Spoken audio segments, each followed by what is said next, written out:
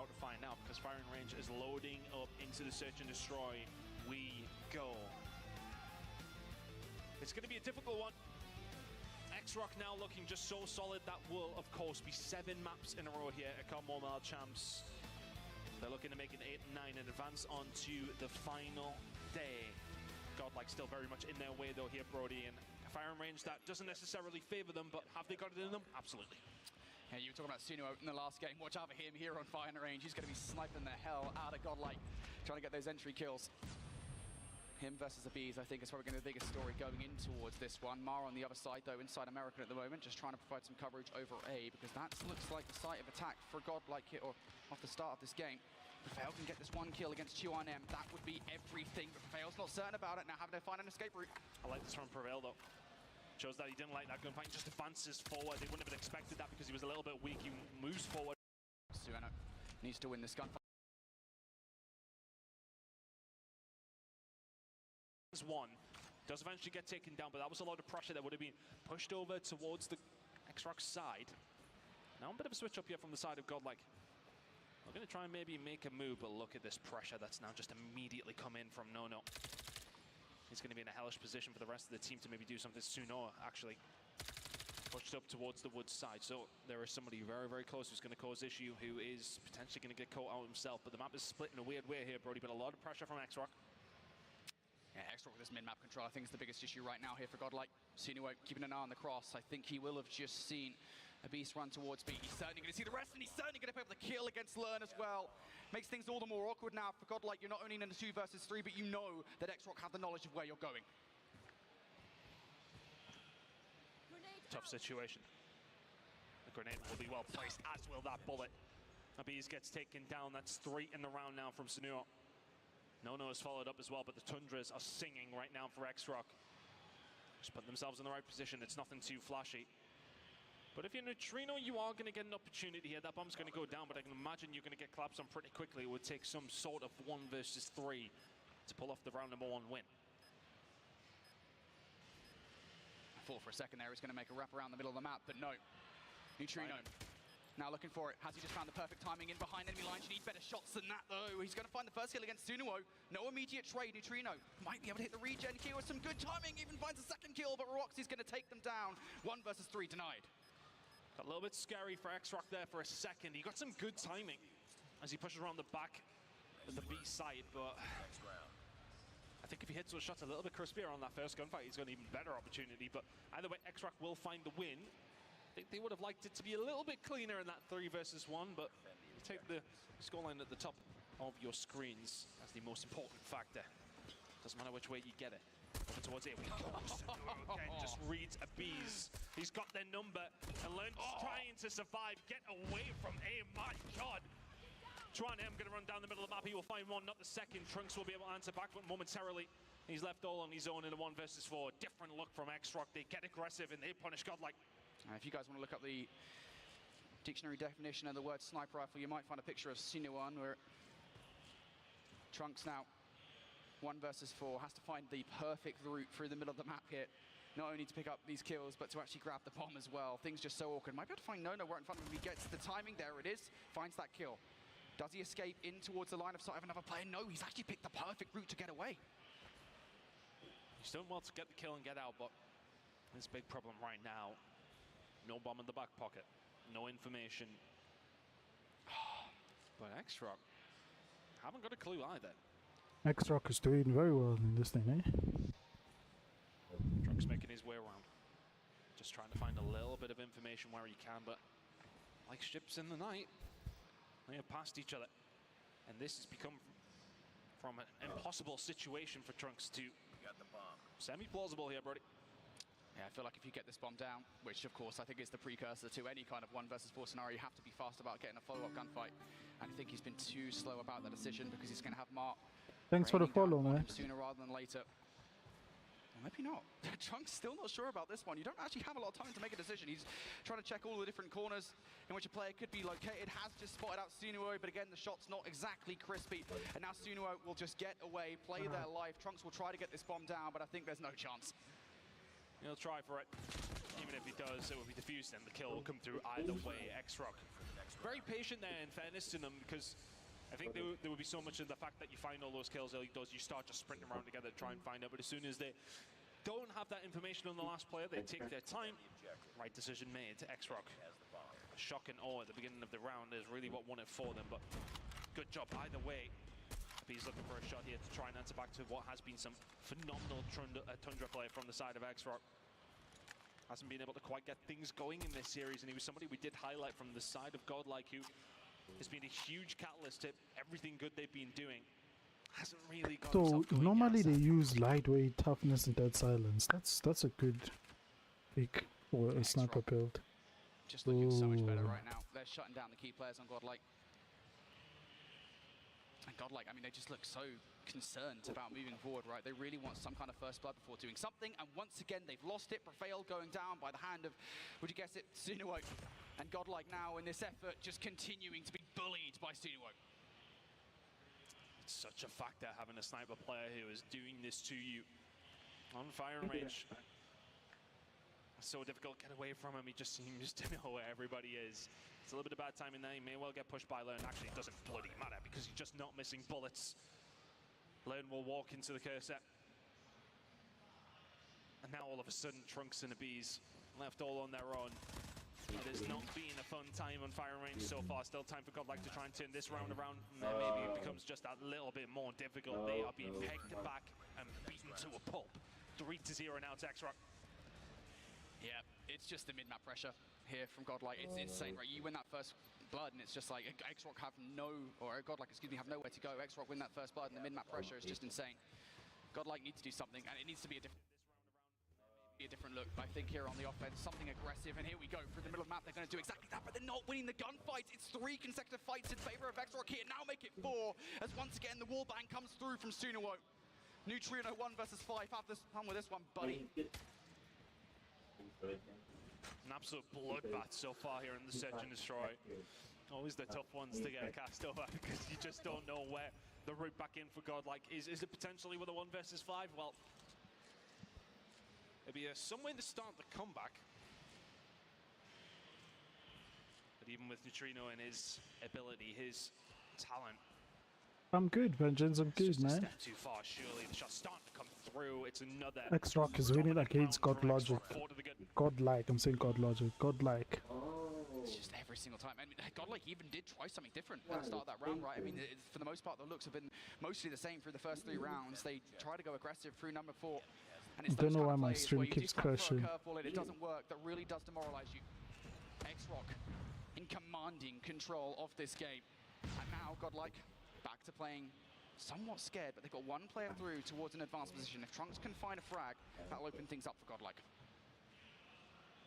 It's felt like a bad start to the round. That nade was insane, dude. Just comes from the sky and wipes Trunks out. So insane, that nade. If I can refresh.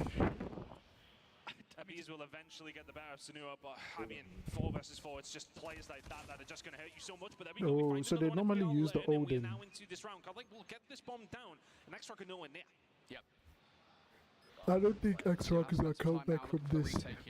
What path do they take? I do not think they'll come back from this at all. But it's not going to work. Big read from Nono. And now these guys will be on their way. Did Prevail make the communication that there's not just 1 but 2 players on the way? Does not matter because Neutrino not able to get down sights fast enough. Nono's going to take them out. Now numbers here for X-Rock. 23 seconds. X-Rock trying to make this work. If you are Godlike, you need to try and stay alive. There's one gone. They know exactly where he is. They hunt them all down. You get the first bloods, you get the advantage, you get the bomb down. It just does not matter. X-Rock are dominating Godlike here in the Search and Destroy. But Godlike was hanging in with the team Elevate last time.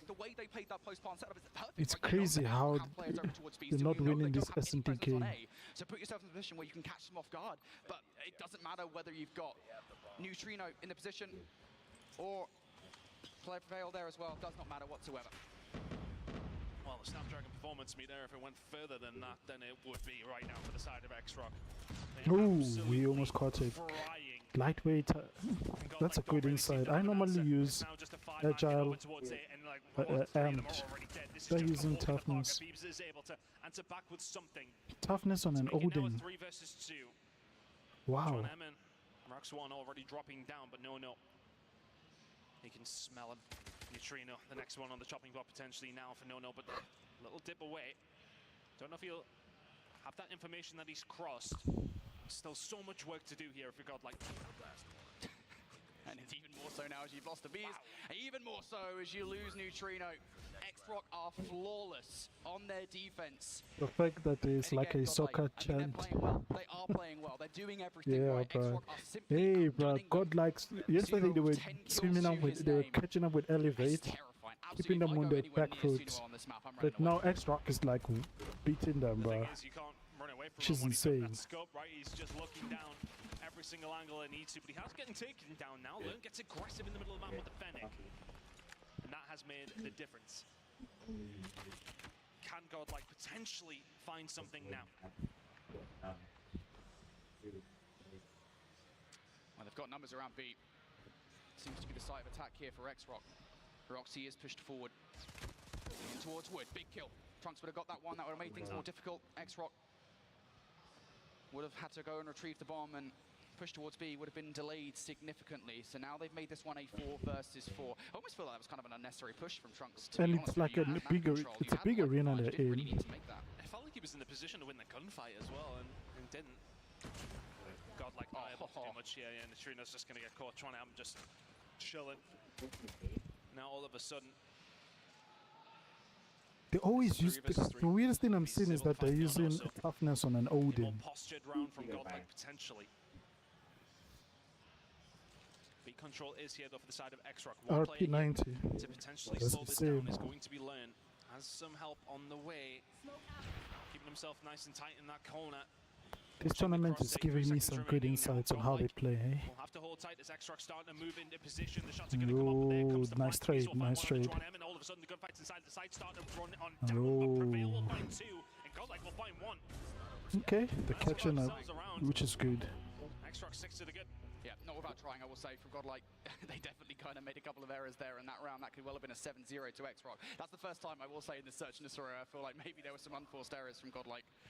But still, they make it happen. Big plays from Prevail towards the end of that one. X-Rock, very different look. Nades, utility galore over the top. Insinuo snipe to take Bees out of the play. That's the big one. All of a sudden, that site is wide open. 2 players still over towards the B side. If you're Godlike and you need to get yourself over because that bomb is down, Insinuo finds another one. It's just really been the Tundra show from him. 12 in this The Tundra is being used a lot.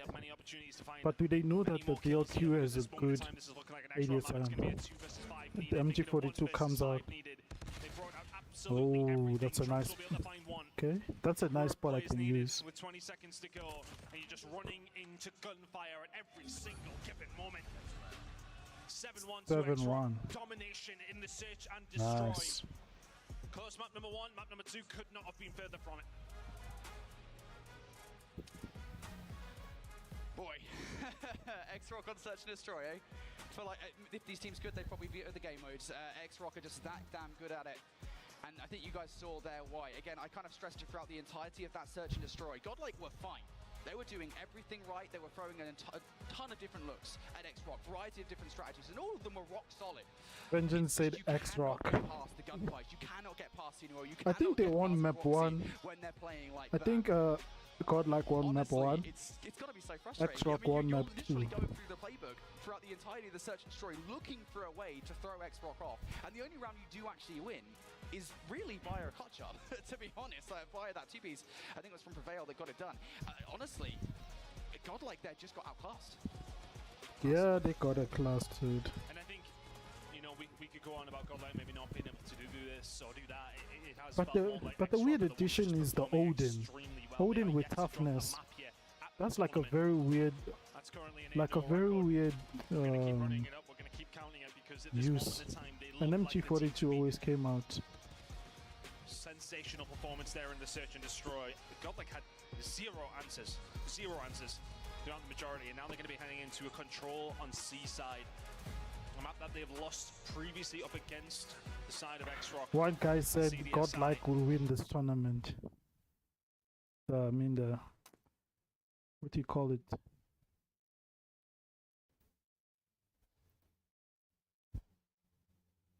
Thing.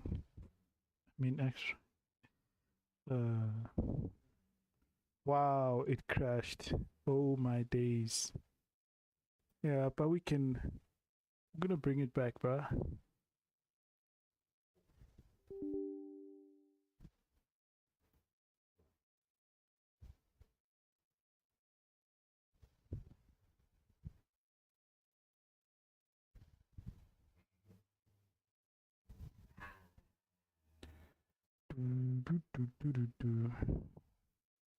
So I'm watching it from inside the game and it crashed. Imagine.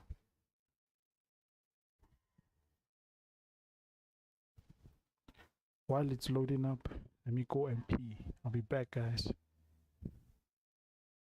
This internet today is just somehow.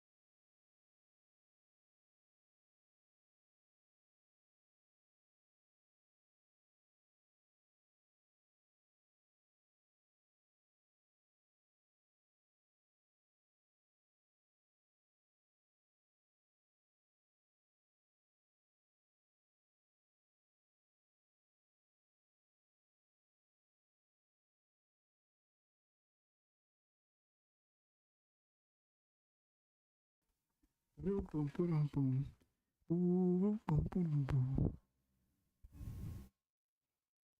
want to know from you guys, how do you feel if I play some Sleeping Dogs? Like have a designated stream where I just play Sleeping Dogs.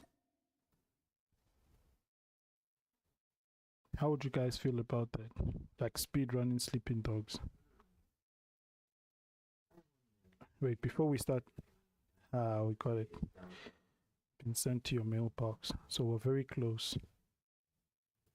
Very close. Well, they're trying to gas themselves up for this one. It is do or die now for Godlike. You can't lose another map. Okay, I didn't miss anything. Anyway. That is good. If you want to see a Sunday here at COD Mobile Champs, you've got to prevent Godlike from finding anything else here. The reverse sweep is needed, and doing that against X-Rock, it's just a task that seems impossible, but hey, Godlike have done impossible things before. Let's see if they can do it again. Into this one, Godlike need the reverse sweep. X-Rock, to the good. Right, yeah, I do have WhatsApp. What do they look like at the start? Well, you wanna message me on WhatsApp? Very venomous early on in towards this control. So far, so good. They're in enough trade to get themselves on towards A, and of course they are going to go for a bit of a split push here. If they can get that gunfight Seaside. from B's on towards No. Seaside on B, SMD, right? Big, but Oh, the Odin is being used a lot. This has to be a much more visual approach towards A. Going to find a couple of gunfights. You have to. Odin with toughness. Your teammates are starting to get pinned into the spawn. You're starting to lose every single gunfight. You do eventually. That is Infinite's favorite card, MG42. Everybody else starts to fall. Len is there to pick up some pieces as well, but the spawn trap now starting to come into fruition potentially here as well, as a Beast can find one. Prevail needs to find something as well and does. So that pressure was feeling a little tight there, but eventually they will fight their way out of it. X-Rock do come out better from that opening salvo, but Godlike do survive. Yeah, I do have WhatsApp. If you message me on Discord, I might show you. To push forward for the spawn trap, but it does not work, fortunately enough for Godlike. Now able to put something together for a push towards B. X-Rock, I think, are going to be looking for a flank either through the middle of the map. Good quality. Behind for the front though, no one is actually able to put up a the Type 19 always comes. Even a couple of players isolated on the point here. Neutrino and Abiz, what do you got for us? There goes one. Abiz left. Message me on Discord, I'll send it to you. They feel the position is strong enough to maybe finish the round. Snua now going to actually back on down, does have a flank coming on through, so a little bit of variety here potentially. You've got to try and find something here. If you're on the side of No, he finds nothing. Godlike, I've got a route through here. Into the point they go. They already had 2 ticks on this. X-Rock backs against the wall. For the first time that Godlike could actually draw blood. It seems like they're going to as well. Let's try and make them do something about it. They cannot. Nice. And that was nothing. Godlike get the round. And I think think that was the decision, right? You mentioned it, right? The fact that they didn't go straight towards B. They were like, look, we're just going to get ourselves map control for potential spawn trap. It's a risky play. We always talk about that. If you go for the spawn trap, you have to So, make sure Vengeance, you which get is the your kills favorite first, and they assault didn't. rifle to use between the So they lose BP50 round and the number one. Type 19? Massive offensive victory for Godlike. Again, this is the start of a very long road, or reverse sweep for Godlike. It's a brilliant start at that. Now X-Rock here on the offense. They decided to pull So they use a lot of flashbangs. Roxy's going to take himself out of the play, and Chuanam's going to go down as well. So X-Rock This isn't the Tundra, the lightweight and toughness. Find a couple of kills. Okay. Once you find something, The war when machine comes in. with the war machine, it's just the worst possible place that you want to be when there's an enemy war machine ringing on through. Find something, but the kills have mostly been answered by X-Rock. Chuanam through the front door. Finds the kill on the Neutrino, will push forward. Just gets a bit of bad timing as Prevail was there. But look at this pressure coming in from Godlike over towards B. They're trying to pin them back. Oh, Trunks. Yeah, Trunks is playing a huge role right now, just kind of distracting X-Rock and burning time off the clock. They have to deal with him before they move forward towards either of these 2 points, and that's why they're expending so many resources and doing so. But Trunks is playing his life so well. That's a second kill for him now. Now looking for more. X-Rock Yeah, again, I've seen so your much message. time doing this. Finally, Trunks is out of the play, but now the rest of Godlike are here. Trunks, that was a brilliant play for you. Managed to get something going here. Suano just missing bullets with the Tundra, which we have not seen at all today. Maybe just a little bit nervous now, X-Rock. As Godlike tried to get themselves back into this game. They do have a route over towards that A side. They've pretty much cleared out their spawn apart from the side of Prevail. Trunks will find 2 though before going down. Purify exchanged on either side of things, but continue to push here. No is going to invest the equalizer. They feel like they need to do something. X-Rock are trying. Position's also good here from No. Yeah, this is it. A is gone, and Godlike know it as well. And I love this kind of call from Godlike, right? I mean, you've lost the point. Just get yourselves on towards B, get yourself a map control, because you're about to face down No with equalizers. Or maybe not. Minute and 15 seconds to go. One tap with the RP90. No doesn't find the second. Trying to slow them down as Godlike just try to stretch themselves over the B side, but they need to win a couple of gunfights if you're going to get aggressive like this. Nona's surely going to catch Trunks out, and he is. So a little bit of presence now for the side of X-Rock over towards B, backs against the wall for Godlike. Feels like a very similar round to the first, where X-Rock have had their backs against the wall and all of a sudden have come into life. It was the same for Godlike in round number 1. They're going to need to find a way back in, but so much investment coming in from X-Rock is making it very difficult. 2 ticks already in. Godlike have one final stab at this in round number 2. They've got to make the move now. Always check your corners. Nice. But he can't find 3. MG42, bro. Allow the rest of Godlike to maybe get a route through here. The kill's starting to ring in. They will eventually lock it down. There's the 3rd tick coming through. Not without a little bit of resistance. X-Rock will find the 2nd round. Yeah, just going straight through the meat grinder with Godlike there at the front of the point. Suno with the Sparrow. I think he got 3 kills from that one. Roxy, of course, able to finish things off alongside Chuanam as well. And Roxy will finish that round with a Predator missile and a 100-killer drone in the back pocket. So that was a brilliant response from X-Rock. Credit to Godlike, though. They definitely tried their socks off to stop that from happening. Now, split push from Godlike once again off the rip. It's a 4-1 split. Ern's going to utilize the Sparrow to try and do some carnage over by Winery. Will only be able to find 1. So for now, for Godlike, I think it's just going to be retreating back towards B. And you haven't really got that much in the way of resistance right now. No, and I think that investment in the Sparrow, I kind of twisted my face at it at first, but he's kind of invested that. They're pushing up towards it. If he found something great, but the rest of the team already over towards B. So is it a Sparrow for B? Well, okay, you take it if that's the case.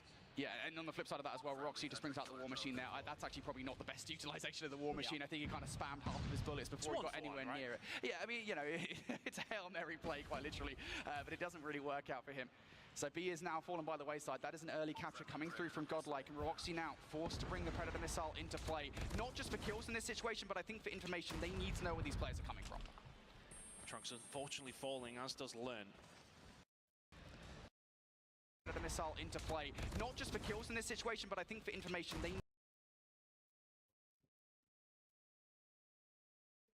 need to know where these players are coming from. Trunks unfortunately falling, as does Learn. So X-Rock have had opportunities set up here. They may well want to spread their wings towards that spawn for Godlike, but right now information is still not really there. Bees will find a kill. No, I believe that was on the flank or through the middle of the map. The kills are now being traded. Let's try and kill feed, but what can I do here? Not going to be able to find much. Neutrino will find something, though, with the War Machine. These operators have been used so well by Godlike. They found a way through. Yeah, that War Machine is everything here for Neutrino. Already found 1. Firing bullets down range. This is not just getting kills, but it's keeping these guys away. Oh! No way! Suno! The collapse there to take a couple of players off the point, but Godlike still not done just yet. There's still fights, there's still players left to take out of the play, and Bees is trying to do his best impression of a runner, but it's just So not happening. Bees He goes down. First already tip though been through taken. for Godlike. That I think is a pretty successful push. Suno has actually not really had a good map whatsoever, but that collapse and line up so beautifully for him, and that really allows X-Rock to just completely take control of the site once more. 1:20 to go. Memes, welcome, bro. Welcome, bro. And Suno welcome, knows I something think. is up. He's trying to Equals hold down the flank if he lagging can. One kill here would be an for me. absolute bonus. Neutrino just dips away, but now, of course, he has the R9 in hand. It's Johnny Snipers all over again. That's the second as well. He holds down the spawn. It's So we're won't be split a tip, 'cause Godlike have 50-50. now invested time and players over towards People that think flank. Godlike He's has got been nothing away. for it. That is such amazing game sense from Sunuo to get that one done. To They've recognise normally that been Enoch's one using, or two players one thing I've coming on the realized flank that and they've take this been place using down a lot of before they cause any lightweight trouble is everything. toughness. And now X-Rock back in towards Lightweight the point. Rock's toughness, on defense dead so far. silence. 45 seconds on the clock. Mara's even peeking himself out of the points. Pick up all the gunfights with the R9. Ooh, X-Rock being Annihilator so comes out. frustrating now. Annihilator ready to go from Mara. How much more damage can he do? Oh, Wants to he put almost back got in there, that one. but He Coleman gets taken almost. down almost immediately, so Godlike potentially have a route through here. Tron will find one, and X-Rock just about holding on, but Trunks will find something of his own. You can see operators ringing through for the side of X-Rock. No, though, just puts the final nail in. There's 3 with the equalizer. Here comes number 4 as well. Prevail the next on the chopping block. Runaway Sun. Oh my goodness me. Yeah, okay, he's got 2 SMGs. We'll just punch him in the face. A potential route in for Godlike. One last roll of the dice. Yeah, the Beast has to do something on the flank here. At least find one frag. They're ready for it though. The pre-fire's good. A Beast down for the count. Gunfight's also being round and they're on trying to point. Trunks will get 2 with a Purify. Is that the in for Godlike? You've lost 1 player down to the final 4. They managed to get themselves in. They need those reinforcements very, very quickly, but X-Rock don't have the numbers to answer back just yet. They're waiting for their moment. Suono is going to pull out the Sparrow. There's 2 kills to fall through. Prevail and the Bees have combined very, very well. There's been investment from either side, but X-Rock are coming out on top. It's a 1 versus 5 needed for Prevail. Onto the point he goes. Has he got time yet to get a hold of it? They've got to get there so So it's quickly. 1 life. He has 1 life left. It's a 1v5 for Prevail. Can Ooh, they X-Rock find wins it? our. Nice. No, sticks a grenade at his feet, and that was so doable. Yeah, and that's a good investment in the equalizer as well. Even though it doesn't do anything, there is a realistic chance if that nade does not connect that he actually gets pretty much all of those players. The equalizers are just that good. So that was the right decision. So equalizers are also good. Moment, but ultimately it does not work. Okay, we're learning. Godlike, just a hair's breadth away from taking a round off X-Rock there. And now they have to stop X-Rock. You've got the offense previously, and they're doing the same kind of strategy once more. It's a 4-5 stack towards A. The win behind the sails here for the side of X-Rock. It feels that way. 2 clutch-up rounds have come on through for them. Godlike have fallen to the wayside, even with some really good play from them. They've seemed resolute. But how much That metal Sparrow have is they still doing got work, in eh? this game? Prevail and Lone will start to find a couple of kills though, so that might just help them out on this defensive side. But no, now Okay. starting to push So forward, just trying to put the down the objective hook here where is he to can. take down The all rest their of the life team here goals. as well. Not their life. To take down They all will their lives. eventually get themselves an opportunity to push forward. You can see on the other side of things a potential spawn trap coming through from Do MA. I Does call not find you? it. So X-Rock haven't really made too much of an inroad Send me here. a 2 ticks text. towards A is all they have. I'll They see may it well and I'll find the reply third to very, very you. shortly though. It should be said this is an important defensive round here.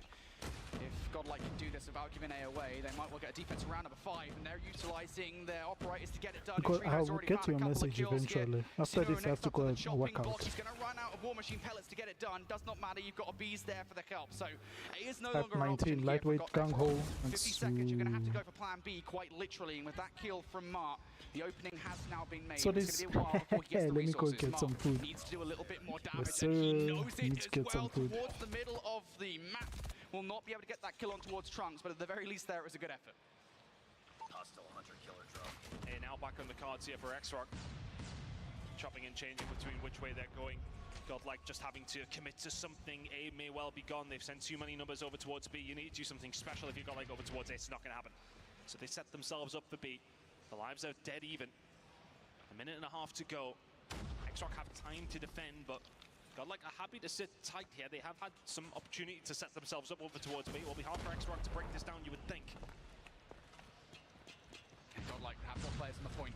There's actually a lot of them very far removed from it. I think they're very concerned about potential flanking player, but that's not where, for the most part, this pressure is coming from. Does not matter, though, for Godlike. They're winning all of these fights around the point. A couple of players through the middle of the map. This will be a late hit from a Bees as well. Is it going to be timed well against these players? 2 and M. Opening things up with that kill. No. Going to get the second, and there goes Suno as well. Here comes the investment from Xbox. They want to get this done now. Oh, that's a big grenade coming through Neutrino, though, and the big one from Prevail as well. That's operator shut down. No equalizer now available, and of course Godlike will have that available at some stage during this defense if they can continue to hold on. War Machine being wrung out, doesn't find anything, so big investment coming from X-Rock, they find nothing for it. Yeah, and Godlike are now back towards the point as well. They were held back. If he could have found something there with the War Machine, that would have been huge for X-Rock, but it does not work. Now Godlike, I believe they've got Trunks or B6 this time, excuse me, in that position once again to try and distract X-Rock, but they quickly deal with him. So that's one problem out of the way here, Ton.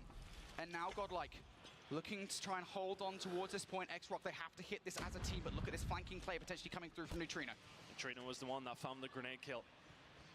On to no when those equalizers come through. Do they know that this is coming? Yes, they do, but a distraction tactic. They will slow them down. Mal will pull out the Annihilator, though, and is this now going to be such a big problem for them? Doesn't find that second shot, maybe a little bit nervy. X-Rock now in a 6 versus 6 with the kill starting to come through for them. Neutrino will find one back with the War Machine, but Sunio once again is clutching up where needed. 12 seconds to go. It's a 5 versus 3. X-Rock are running away with this one. Everyone from Godlike, it's starting to fall. They don't have the time, they don't have the numbers, they do not have the facilities to win this game. X-Rock will advance on to Championship Sunday. They make mincemeat of Godlike, a 3-0 win. Godlike put up a fight, but not nearly enough. X-Rock take that one away.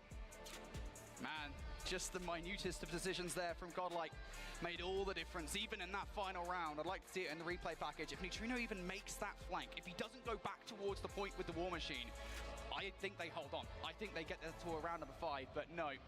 X-Rock will get it done. Man, just so difficult. Godlike, I mean, look, we talked about it, right? The way into the series was the hard points, and the fact that they lost the first game in this series, I think we kind of knew where it was going to go after that.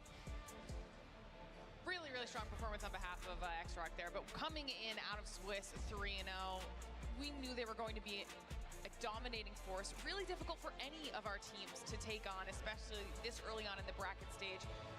Godlike, though, like you said, they made it to the top 8 in the world.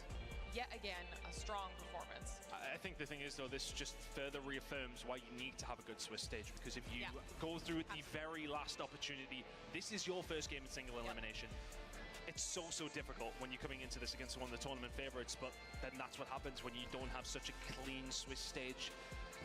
This is your unfortunate reward, is that you have to go up against X-Rock, which, by the way, the Search and Destroy was flawless. In fairness, the control in the hard point relatively food close. is ready, bro. Godlike had their opportunities in the control. The hard point was back I know Chad is gonna wonder what am I eating. Led all the way through, but the Search and Destroy was quite terrifying. So Chad, if anything. So X-Rock looked the real this deal. is what the food is all about. Yeah, you're just not taking a Search and Destroy of X-Rock. I honestly would not be surprised, even against their fellow Chinese teams, if X-Rock went I can show you guys, not losing a single Search and Destroy. I mean, it just this is what we're eating. good. And again, going back to that conversation, Godlike were doing well. They were doing the right things. They just could not outgun X-Rock and S&D. I'm going to remember that prediction. Between Alan's reverse sweep prediction and now you're saying X-Rock won't drop a single S&D throughout the rest of the weekend. What you having? He's committed there. Some semolina with Make sure we clip that as well so we can reference vegetable them later soup on tomorrow, and but 2 pieces of chicken. It is X-Rock who make their way now out of the quarterfinals into the semifinals. That was a nice, quick day for them. They can now, honestly, why did you delete that mid stage like Vengeance? On how these other performances are going to go through Hey, Vengeance, why did you leave Kick, bro? Well, they know, especially with the next game. What happened with Kick? They're going to be playing against pretty early, so they will have a lot of time to get some of that research in. I mean, I'm sure they will know exactly what they want to do, irrelevant of who they go up against. Rice. Nah, I don't. Fantastic performance. And Eating rice. Time to wait now. Do not need to do anything until semolina. tomorrow. Nice way to I hope you guys know what semolina is. It's sort of like a pub-ish This is going stuff. to be massive confidence-wise for them, So but West obviously African commiserations cuisine. and congratulations to Godlike because they still did make it really far in the competition. Still a fun storyline that we've been following since last year, and it was just enjoyable to see them compete here again. Yeah, look, I think the competition has just raised itself significantly from last year, right? I mean, Godlike surprised a lot of people last year. Nobody expected them to do what they did, making it all the way towards grand finals. So, again, the competition's very different this year. I don't think there's anything wrong with dropping out of top 8, especially when the team that took you out is X-Rock. Absolutely. Well, it's time for us to talk So to some of our X-Rock's won that players one. here. We've got F-Dot standing by, I believe, with Nono on the stage. That's right, that's right, that's right. We got Nono here, and of course, Brian to help us have a little chat. So the first question I want to ask you guys, X-Rock, you look incredible. You're the #1 seed, you're playing X-Rock's like it. won, Where man. do you I knew find that X-Rock would energy? win. What makes your team this good? No，你跟 X-Rock 打的太厉害 Dude, he 了。 almost said 你 the 在这 N 个 word. 比赛是算第一名，然后现在打的下第一名。你们是什么 He 方 almost 法 said 到 the N 这 word. 里？我觉得首先 Yeah, 我 be 们在这 give 个 me. 世锦赛还没有完成最终的目标，所以 Bro, 我觉 cook 得我们 your 还有 own 更 food, 多 bruv. 要做得更好的地方吧。然后可能大家觉得我们打得好的原因，是因为我们5个人，包括我们的教练组，还有我们的整个赛训团队都齐心协力。So they're saying that they're getting immense support from other fans, and it's just there's a strong sense of like familial bond, whether it's Nah, from if it's the me, fans dude, or their coaches. and I'm it's just all translating coming this together. thing. It's not just him. I'm gonna it's not translate the shit, player, I'm it's telling everyone's you. one big family. It's an energy I'm gonna thing make for sure. I'm gonna Next make one sure I wanna that the go guy is to insulting the is- other guy. Next up, you could play up against a Chinese team. I know how close-knit the Chinese region is. Yeah, this If guy you knock is out a pretty Chinese good. team or play against them, is that an exciting, fun moment, or is that like a sad, somber moment to knock out a friend? 所以明天你可能会面对清酒，你觉得可能对别的中国队你很兴奋，或者有一点伤心，因为你可能会打败他 Yo, 们。 he's black. 我觉得不管面对秦九还是 ST， 还是我们今天对阵的 Godlike， 因为我们都是来自东方的队伍，我觉得没有什么，哪怕走的是我们还是说其他的队伍，我都会感到伤心吧。但是我赢了可能会开心 ，because it's a team of family。 Yeah, talk like that. So, you don't you need a know, translator, bro. Facing against Even if your English is any poor. team, they're not going to be Look like that, bro. particularly sad. If anything, they'll be glad to face Qingzhou because you know the same country. It's like a family, even though they're on the same teams. That's kind of what I figured. Like I said, the Chinese region seems very, very close-knit, and it's just fun to watch. So, a lot of fun. Congratulations on the victory. Good luck in your next ones. Standing by, we have Beef Mommy talking to the members of Godlike. Thank you so much, F. It's I'm sad with to Learn see right Godlike now, the lose, IGL bro. of Godlike. How was that They game went for you? 3-0, That was really dude. rough because that is not a easy opponent to go up against, especially this early on in the day.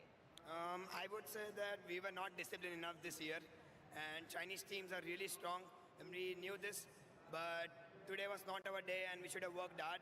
And I would just expect more competition in our region itself, because Nah. if you see, only 3 Some of of the you are Chinese teams are crafty, in the top man. 8, You come and I to this really poll expect to say that you knew that Indian X-Rock teams will win. grind hard You and did give us a not good know, competition bro. So that next year when we come here, we're definitely on that bar to bar. It's sad And to see speaking Godlike of your disappear, preparation bro. for next year, like I know you just came off hot off of this game, right? But what do you think is something that you and your team need to work out going into, I guess, 2025? I would say for next year, I'm happy and sad right now. But the competition is insane. I really want to grind hard. But let's see for the next year what the future holds. Yeah. But Mm-hmm. I mean, I know that this is not the outcome that you wanted, right, for your team, of course. Of course, bro. But I mean, man, your growth, Godlike, in just 1 year has already been such a statement. And of course, coming in from day Elevate number 1, versus almost Wolves. I being can't wait for eliminated. that How one. did that feel like yesterday? To be honest, we learn from international teams a lot because in India it's very hard. The gaming has just started, and I'm really happy that we got a good experience from here. And the dream is still on. We'll never give up. We'll learn from the Chinese teams. We'll learn from the Western teams. My name says it all, and I'll come back stronger.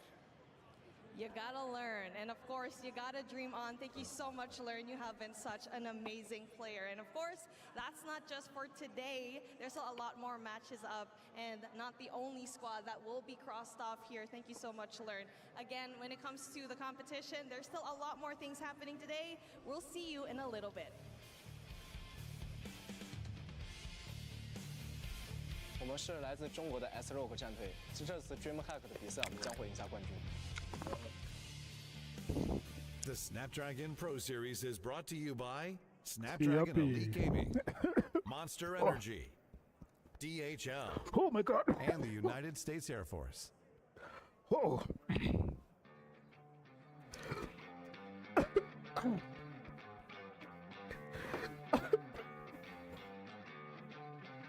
Oh. Since the year double O, we was out to get more. Bunch of really real G's, burning trees till we low. Sitting by 45 like I'm Jordan on the floor. Oh. Here we go, against the greatest, what they say my name for.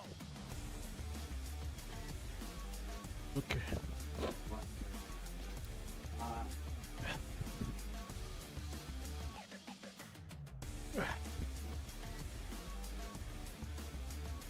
X-Rocks, my team. Really? Not Tribe Gaming or Wolves or Elevate.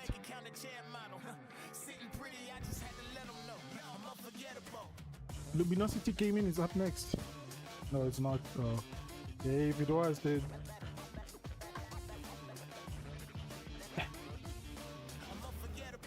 Am I okay? Yeah, I'm good, bruh. I just need to take a break, dude. I almost choked.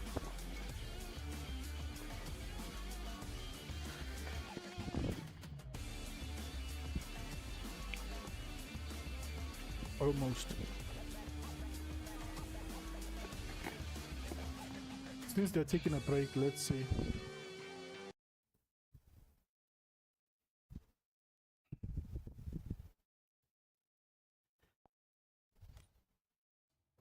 Bro, I wanna come back here, dude.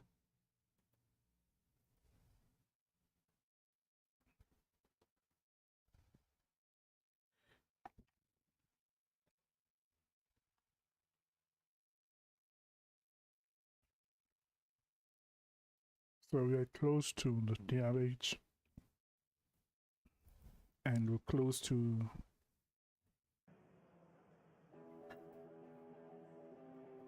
I don't know how many credits this is.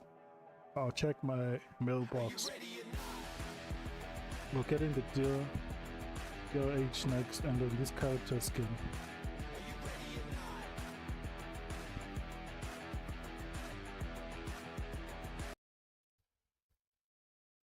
Come on, bruh. You keep zooming in and zooming out.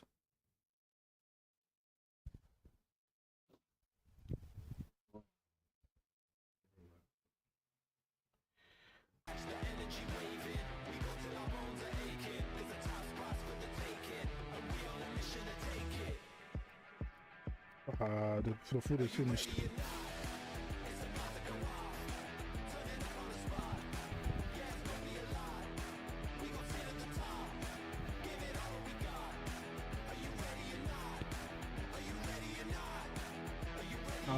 That guy is mid, dude.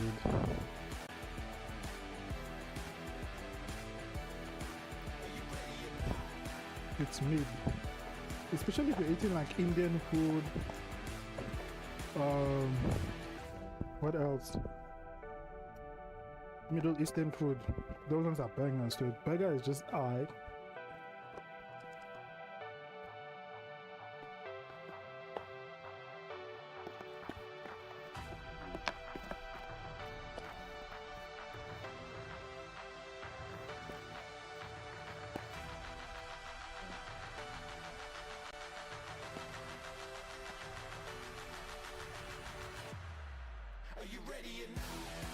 This food is too good, man.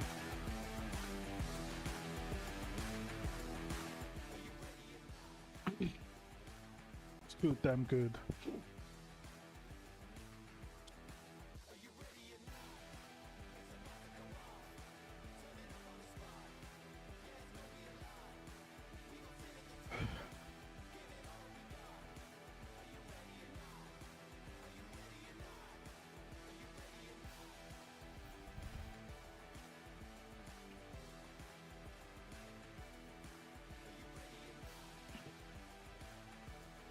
I swear, these people think they're cool, bro. Dude, did I just eat that piece of meat? Bro, this food keeps finishing very quickly, dude. Okay, time for the chicken. Ugh. Damn!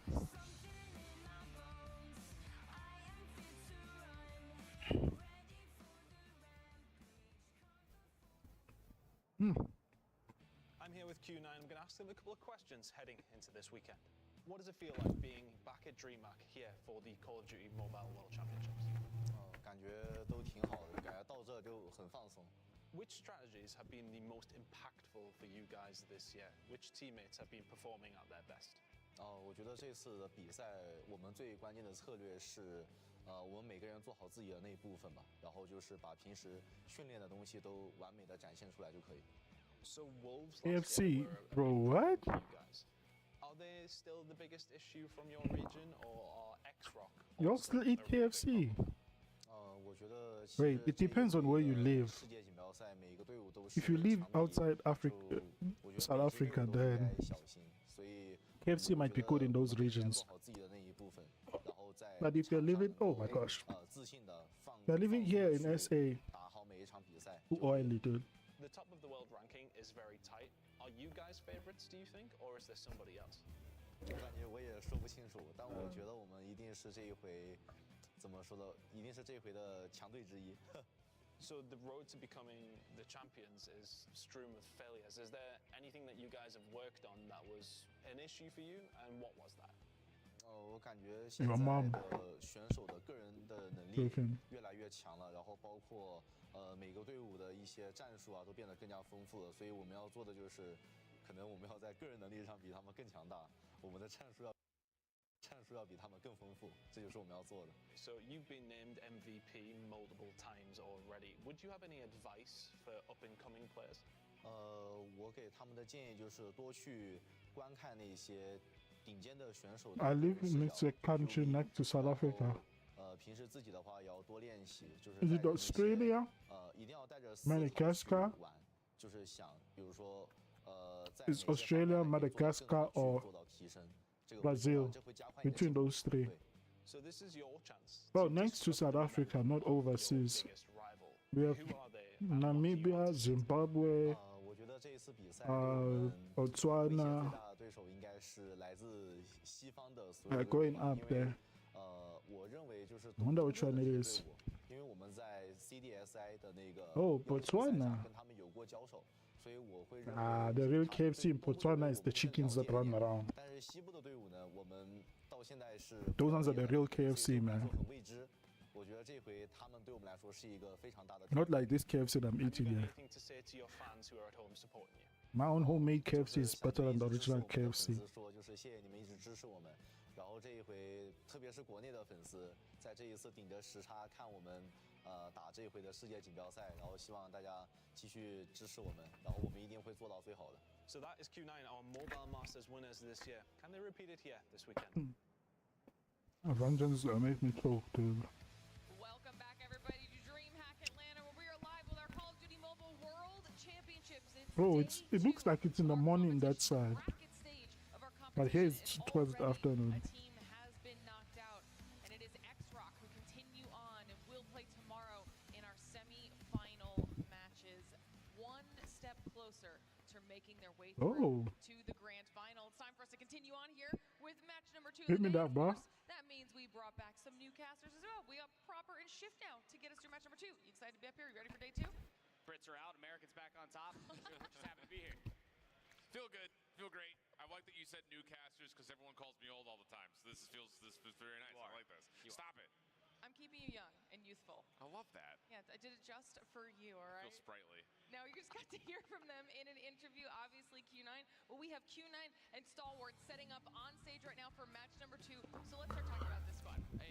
Where do you even start the conversation? These She's weird. Understood what it feels like to be at the pinnacle, not only of the region, but for Call of Duty Mobile as a whole. Kind of still chasing that proverbial dragon of trying to beat the champion after coming up short last year to even their fellow countrymen. The same story kind of follows them all the way through CDSI. Look, they have what it takes to be a championship caliber team. I don't think that anybody else can doubt that, but they keep coming up short. You have tons of different players that were so impactful across their entire stage yesterday. Yeah, and I think that's the other part about this Q9 team in terms of like comparing them to last year is that they are a more complete team. Last year it was search and destroy, and that was about it. KFC's everywhere. Business against teams that were way underneath their caliber. When we got to the playoff bracket, they really came up short when it came to the respawn overall. That seems to have been pretty darn polished. And I think a lot of that is because, like Andy was saying, all 5 players have really taken some individual onus to be better in the respawns and not just rely on each other in search and destroy. Which is even what we heard in the interview. They were saying exactly that they worked on things not only on an individual level, but together as a squad as well, as we get to kind of see some stats here. Yeah, I mean, look, the last few times, it's just one rivalry over and over again. How much can you take for Garena? For Stalwart, it has been pretty easy for Q9, but when they're going up against Garena's best in Elevate, it's still coming up short.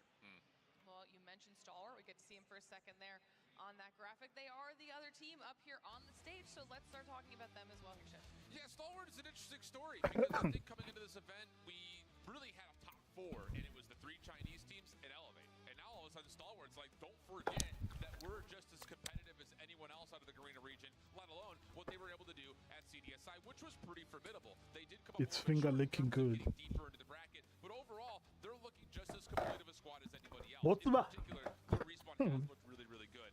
Playing up against Galrus yesterday on the Arsenal control really surprised me. 3-0, perfect. Really understanding the map, not just doing it by spawn trapping, but just as a macro focus, they were playing the map well.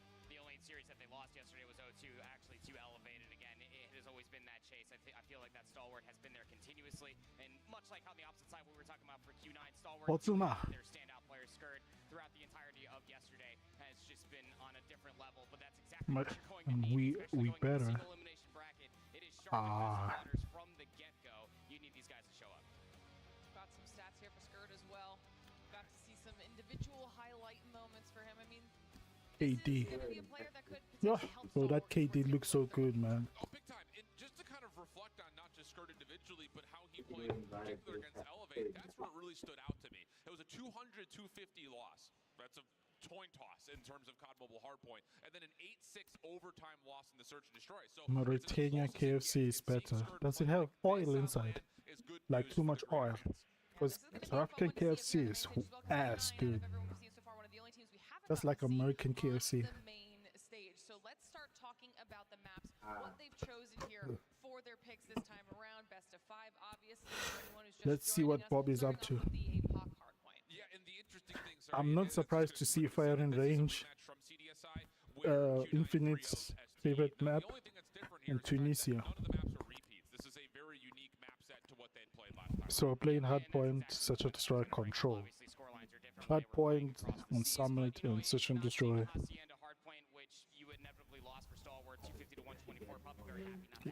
Is your KFC crunchy or soft? My own homemade KFC is crunchy.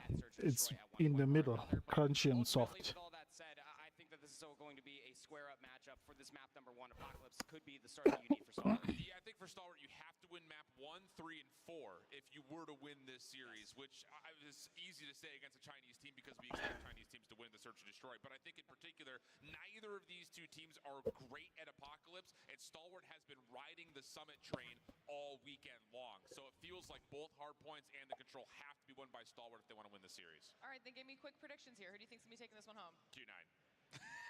Damn, that was quick. Same? Yeah. Oh, yeah. I at least 3-2 though? Yeah, I have it going 5 because to Shiv's point, if Stalwart are going to win this, it has to end in 4. Q9 are flawless. DRH. So your favorite Assault Rifle is the DRH. If I may ask why? Why is it that your favorite DRH, your favorite gun to use? Is going to have same opinion, same 3-2 and 3-1, so everybody matches up in some way. We get along sometimes. A little bit, every once in a while. Please don't. What? Don't call me by my real name. You know what it is. I said Infinite, bro. Infinite or Max. I know your real name. I even forgot it. I know it starts with an E. Let's get it. And again, this is all about can Q9 find a way to get another rematch versus X-Rock on the top side. Let's get it. Top side of the bracket. Otherwise, Stalwart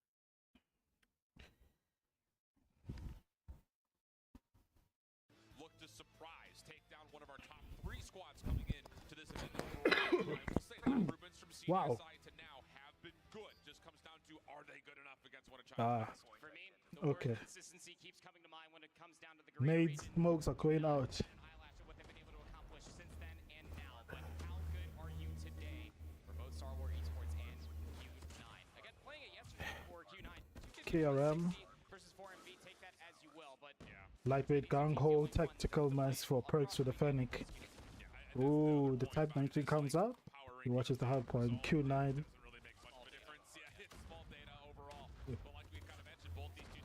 Q9 versus SE. their regions as well as in CDSI, and it really didn't feel like this map leans one direction or the other. So that's why we say Stalwart. This feels like a must-win, and so far so good. Finding some decent time here in the first hardpoint, plus good focus over towards rotation and new at the right side of the map. still have some threats nearby. Gonna be really worried about it. Malchi, that is one of the players you always have to keep a close eye on where that AR is currently locked and loaded and ready for. 10 seconds still remains here on P1. Stalwart are actually breaking out from Ruins just to fight for the You know that I'm a grind rank. This makes me feel bad at. Nah, bro, these people are just like insane, dude.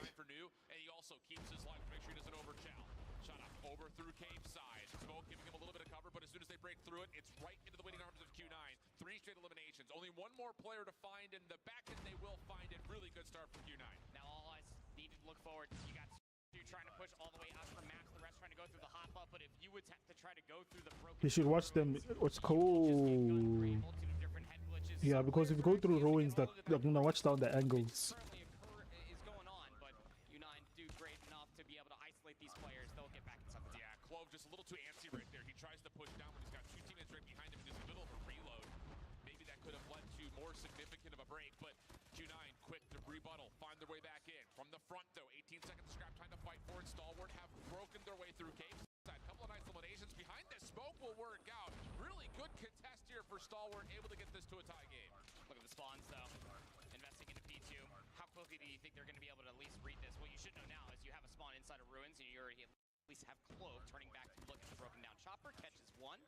Second would be Magnificent, and is able to do that as well. Spawns will not flip, but this is very, very good for the rotation. Thinking we might win. Hero right now. He goes for a 4 spree by himself, front side of the trench, and now all of a sudden you've got Sparrow out, you've got equalizers out. IG just not able to find more than just the first. Unless they run over clock, the clock comes out. The operators, and now they have a chance to pop some of their own. This is that time. Sweet spot. B3. So we're going to start seeing a lot of investment. We know how good Q9 have been in the past of just being able to respond in kind, and it's Ooling's war machine to be able to find Don't start, bruh.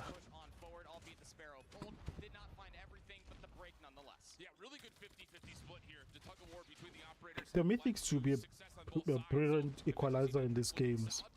If you don't have a mythic in these games, I'm sorry. That's why I'm seeing a lot of mythics.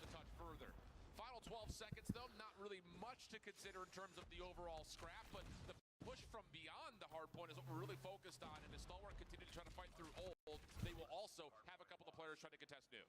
This P4 is going to be massive going in towards the second set. I mean, just look at the way that Q9 are still forced all on the backside of the useless building, and I love this heads-up play. Imagine meeting these people when you're playing ranked, dude. Doesn't mean you automatically win the gunfight. Slash alive will be dealt with, and should be easy pickings to set up on a couple head glitches here around the statue head. So far, so good. Only one operator available, and that would be onto FTX if he chooses to use it or not. 61 plays 83. Q9 with numbers inside the hill. Trophy systems have been deleted. These incoming nades should start to land. It just comes down to, can you actually break through this cave system? It's such a nasty choke point, and that's exactly why. It's just so hard to break through. But with a little bit of help from a pitch coming out from IG, that's going to be enough for FTX to pop the Purifier and clear the hard point with still 25 seconds to fight. Look at how much space that he's currently taken away. Purifier was a great investment here. Can you still hold for this back 15 seconds? Can tie up the game. Not be able to do it all yourself, but you set up your teammates for success, at least for the time being, until Curly walks in, finds 2, keeps it scrappy ahead of the second set. Yeah, the big news here on that break attempt, though, is not only did Stalwart get this back to level footing, IG is able to find himself Pred Missile. That's going to be huge towards trying to win some key rotations, likely from 1 to 2. See if he decides to hold. That was a headshot with the Fennec. The Fennec is also a key SMG to use in this thing. Rotation back to the middle of the map, just down to can they get the high ground with Q9 spawning on the left side of the map. I mean, also just a heads up play. Nice. You talk about the rotation over towards 1 to 2, and that's just all depending whether or not they actually lose it, as FTX is still finessing for his life. But previous to these gunfights that are currently unfolding from the previous spawn, Stalwart are doing a great job at just keeping Q9 at bay. That said, Q9 do fight back. They're back inside the time once more. Moving feels like he's got to pop the war machine and turns into 2 immediately. That war machine might clear up the hard points. Doesn't find as much punch as you would figure. Exactly. It does allow Q9 to flip the map around, though. Pred Missile had been spent from FTX, but IG still holding on to his. Here comes the next play forward. Q9 still dealing with decent numbers. Oh, he built the 2-piece. For Stalwart to continue to break through the chicken coop, but on top is Uling, and that's enough for Q9 to still retain the right side of the map. Yeah, it's all from that moment. Minu Stalwart just couldn't just idly hang by and just watch all the time go over towards 1, but Q9 punished it. Yeah, I also think SC might win this one. Because the way they're playing with the spawns and the And finding the angles, it looks like they're gonna win. I love this idea though from Stalwart initially. Try to just take your full focus down to the But Q9 is in the lead. point, but as they get pushed out, now they're just defaulting to playing through the cave right into the waiting arms of Sun Sparrow. You also have the Purifier playing up, and this is not good. You do not want this if you're looking at it from Stalwart's perspective. IG just trying to desperately throw the Pred missile in, but it's not going to really change the status of the hard point whatsoever. Q9 dominating on this setup around P2. I mean, such an immediate response to your point. Yeah. The moment they got the information, I mean, frame perfect got the information. All of those operators get popped, and even the equalizer from Curly at the end. SE is not gonna come back, dude. Disastrous on P2 for Stalwart Esports. You thought they would have had easy pickings for how that first set started off. Now they trail by 40 plus. It's Q9. Q9 is gonna win this one, unless they clutch it up. P4, and instead of taking the long route to try to put more pressure through Temple, they're just defaulting to funneling into a Purifier, an Equalizer, a Sparrow. And if you can't take by my candor, that is an episode of Will It Blend, and Stalwart absolutely will blend. So 167, 110, back over to P3. Stalwart will have a chance with 4 operators of their own to almost do the exact same thing that Q9 did to them. Have one player, Rogue, still over towards P2. At least goes 1 for 1, does LG, but still, from all of those Nice double kill. Look at how many more members for Q9 are currently around the objective because Stalwart are just getting done. No one's anchoring the back spawns, and then you get flanked. Q9 back in the time. At least for now, over towards trench side. Sun dealt with. Still more operators at the ready. Equalizer and the Purifier going to be spent. What does it find? It finds nothing? Yes. Ooh. Over the Ooh. backside, but the War Machine could clear up the hard point. Uh-oh. Not what you want. Uling is teeing off. All 5 fall to the War Machine of Uling. That will be enough for Q9 to get close, if not above, the 200-point threshold. Of course. So silent from Uling. Q9 is gonna win this one. Gonna win this hard point. Return of investment is about 3 kills plus. Very explosive operator, and the snowball continues on from P2 onward to P3. But you even look at the rotation towards P4, you still have the grace period before it actually pops. But Stalwart are still trying to hit through the old time and trying to surround the upcoming hill. Yeah, and the problem is that was such an expensive hard point in terms of operator usage. If they watch the angles, then SE might get it. The rest of Q9 getting close to earning some of their own as they can win the game right here. And once more, here comes that same funnel, but just from the opposite side. If you're Stalwart, you have to get control of Chicken Coop. You cannot just keep defaulting to playing through the middle. For 2 years, we need to know this. Q9. Gotta be frustrating just to be on that stage. They just need like 10 more points, and then they'll be ahead. That might not be a good conversation or a good thought. You still have plenty of time left to maybe try to surmount the comeback. They break back in, still down to 20 seconds. You know that Q9 are still spawning over by Useless. But Q9 have operators, and they still have the ability to run through Chicken Coop. Just the multiple points of ingress are just so dominant. Yeah. And Stalwart just not quite able to force. Oh, so much nades. So now it's a 100-point game. Only 16 points needed for Q9, and they're going to rotate back over to P1 where they already have high ground control through maps. This is where it ends. It is. I mean, Q9 now have a sweet pickings on how would you like to win? Well, might as well just call a game here. Oh, it's so chaotic with the flashbangs and everything. Players left, right, and center, but Skurd does have a Sparrow. Was able to at least find 2. You also had to push manifesting all the way through maps, so Stalwart in possession of the time. For now, 3 operators though when Q9 want them. And they may not even need them. Couple of eliminations coming through. Clove trying to pull the hero play over towards the backside of Coop. Does well. Catches a couple more. Stalwart now starting to zone a little bit further forward. But can they survive through this incoming utility? Just 11 seconds needed for Q9. It would have to be the remaining time here for Stalwart plus a full 60 on Newts. Not impossible, just improbable. So now it's down to what do they have? Nah, it's impossible for SE to come and clutch this. Only finds one with it. The pinch from Mount G gets an opportunity for the rest of the teammates from the front to start finding success. And this break could very well be in the end. Still enough time to close it out here so long as everybody stays around the time. You have to contest if you're Stalwart. You're going to be walking into a lot of line of sights currently being held. The contest comes through, so we will go new, but there's already a player trying to thread the rotation. Yeah, 1v1 over the top of the jump wall is going to be everything. Pushing forward is Clove. He's able to at least zone out for now. Again, Q9 still holding on to 3 operators. Hit from the front is it's hard to keep up with that action. But look at the play over to the jump wall. Nice. Nicely, nades and War Machines over the top. This is leading to now an opportunity for Q9 to get the kills that they need to move on forward. FTX still holding on. Skurd needs to be the hero, but can he survive through Curly's equalizer? Doesn't look likely as he rips apart the back line, and that will do it. Curly with the final moment. Nice. Q9 takes it. It really does say something that even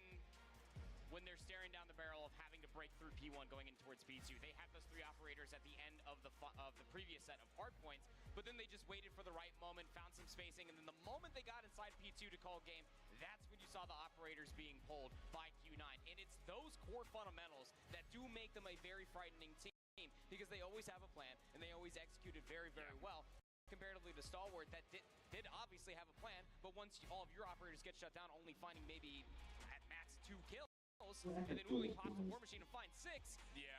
It's hard to justify how you can actually work your way back into an APOC hardpoint. Yeah, I think, just there are some small differences in operator efficiency that was utilized throughout this map. In particular, that moment from Uling is the highlight bonus one. I think Hurley as well, the equalizers, was unbelievable. That Sparrow really had an opened up the whole day. You cannot funnel through cave. You just can't. It's a 5v5 map on what was initially a 4v4 map when it was played in the traditional multiplayer. You have to send players on routes. You cannot just run through cave, whether it's P2 or P4. That's a day one mistake, and it's what punishes Stalwart. Yeah, I mean, you just simply cannot play a card game with inside-out cards, and that's what it generally felt like. It was the definition of insanity. You're forcing yourself into very inopportune gunfights and more inopportune opportunities that made Q9 just look so brilliant with their operator usage as well. 50 and 34 out of Curly, a lot of those coming from the equalizer pulls. And I think they're playing all in alternative accounts. But you look from top to bottom, and just the assist column again coming through. A lot of good team shots were coming through from Stalwart, absolutely, but Q9 just always felt like that they were playing around one another. Yeah, and again, it's tough, because if Stalwart were just to have tried to hit the outside routes through Temple, that map may look very different, but the largest stretch of points put together was between P2 and then again over to P4, where Q9 were just stopping in the middle of the map. You have to hit a route. I mean, the common phrase in the COD world that we say is route man gets paid. No one got paid today from Stalwart because no one was hitting routes. So tough scenes overall, but hey, that's the one thing we talked about, that this APOC map wasn't necessarily going to lean towards one team or another based on statistics. What we're looking forward to would be Stalwart trying to take the Summit hardpoint in map number 4. But first, before they could do that, they got to find a way to fight against this firing range search, which Q9 is great at, and then find a way to manipulate the seaside control. I mean, it's just, how do you not spin this as an uphill battle? Q9 throughout the entirety of the weekend are 4-0. Yes, they've had some at least close escapes, but so their search and destroy, from what I was able to go back and watch last night, has been very, very good. And I think that this does play into their game mode, especially or into their wheelhouse. Walking away with how dominant that win was on map 1, Uling's going to come in here with a sniper rifle and just have a heyday. Yeah, it's definitely an uphill battle for whatever we're talking about, X-Rock or Q9 playing up against them on Search and Destroy. But in particular, I mean, this Q9 team is the #2 S&D team this weekend. Like you said, they're flawless so far. Their average margin of victory is 5.25. So it's pretty good. That's average 7-2. Is that how they're Jinjung Club. That sounds like a Yakuza club, dude. But it has been one of their weakest modes kind of historically, and that was also showcased at CDSI. So the improvements haven't necessarily been there, and the problem is you got to have a firing range and then a Tunisia if you do get to map 5, that you have to take down this Q9 squad, and those are the 2 most played maps in Chinese COD Mobile. So you don't feel great about their chances in terms of winning this through the through the search and destroy. Yeah, I mean, no, definitely not. You go back to the predictions. That's why even I was the one that at least gave them the benefit of the doubt with taking 2 maps, because if it goes 5, yeah, it's tough to spin it. At Stalwart will be able to complete it, but I digress. Look, they were able to at least have a 7-5 win versus Luminosity, and that is super respectable as far as 2 of their wins in Search and Destroy yesterday. They have fans, they have cams. 1-7 versus Galaris, Oh, are a very good Search and Destroy everything to keep your phone cool. of what this one might honestly feel like. To Shift's point, you are sharing the stage with a top 2 Search and Destroy team on the weekend. Yeah. And to be fair, this is Stalwart's map pick.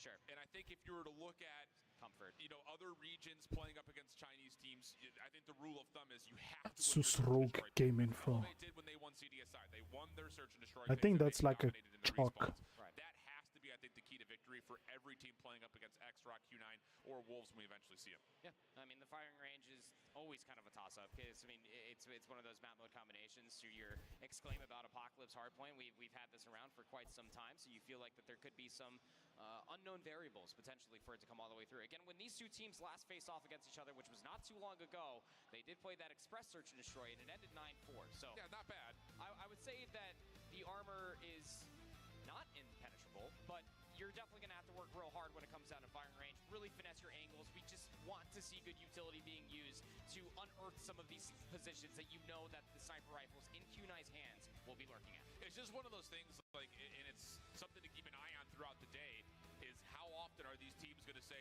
let's take the sniper 1v1? Like, let's actually voluntarily square up, see who wins that opening battle, as we're already into the action here in round number 1, and nades have already landed from Mount Chi on the Clove. That's over towards the B side of the map, which Stalwart So still playing S&D. to want to try to push through. The MG's already up and Oh, he's spraying, dude. and he's saying, I've got damage and I'm trying to force the issue, but a late stun does land and it gets us to a 4v4. I don't like how late this assistance might have honestly been, and now that the rotation comes through, you're not even going to be able to find an exit.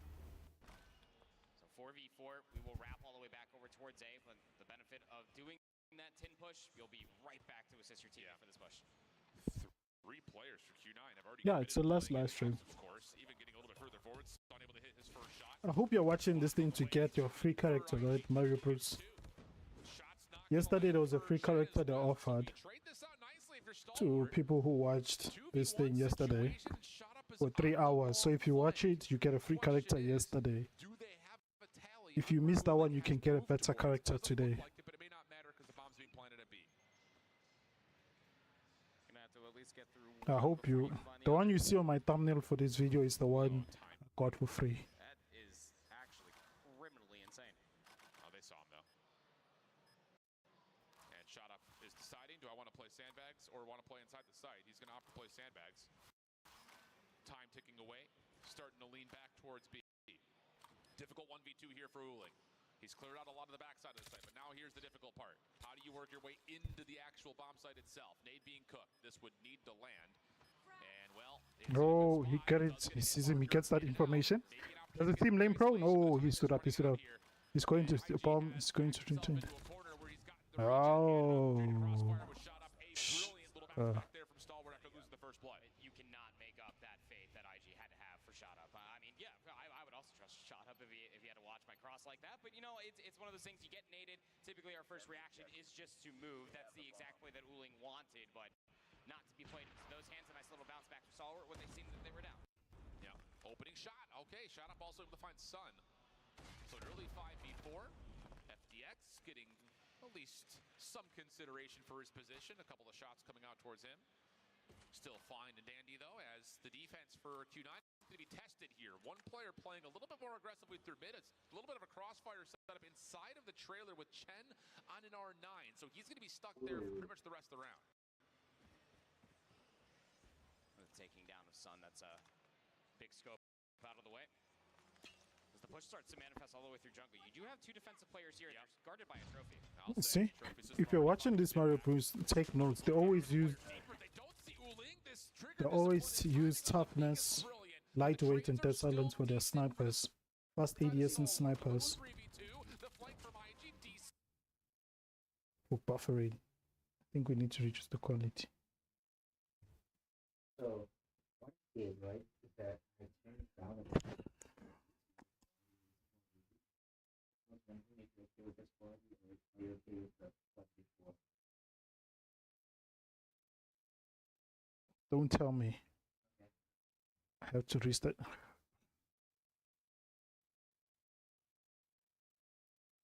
That's going to be a good freebie onto Chen, and now you just back up. So close. A, which is wide open, and the only one left is Curly trying to rotate back through 10.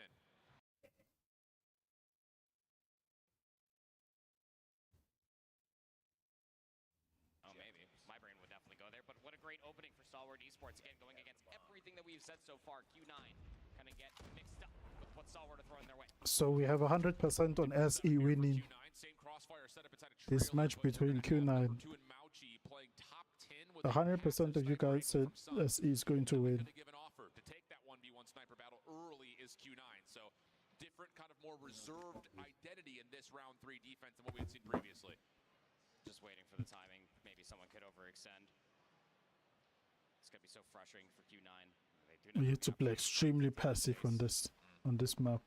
But you are on defense. You realistically don't have to move. Late stun going inside of 10 looked like it did connect. At least Ooh. Ooh. If that was a little bit higher. I mean, he hit him in the elbow. It's just real tough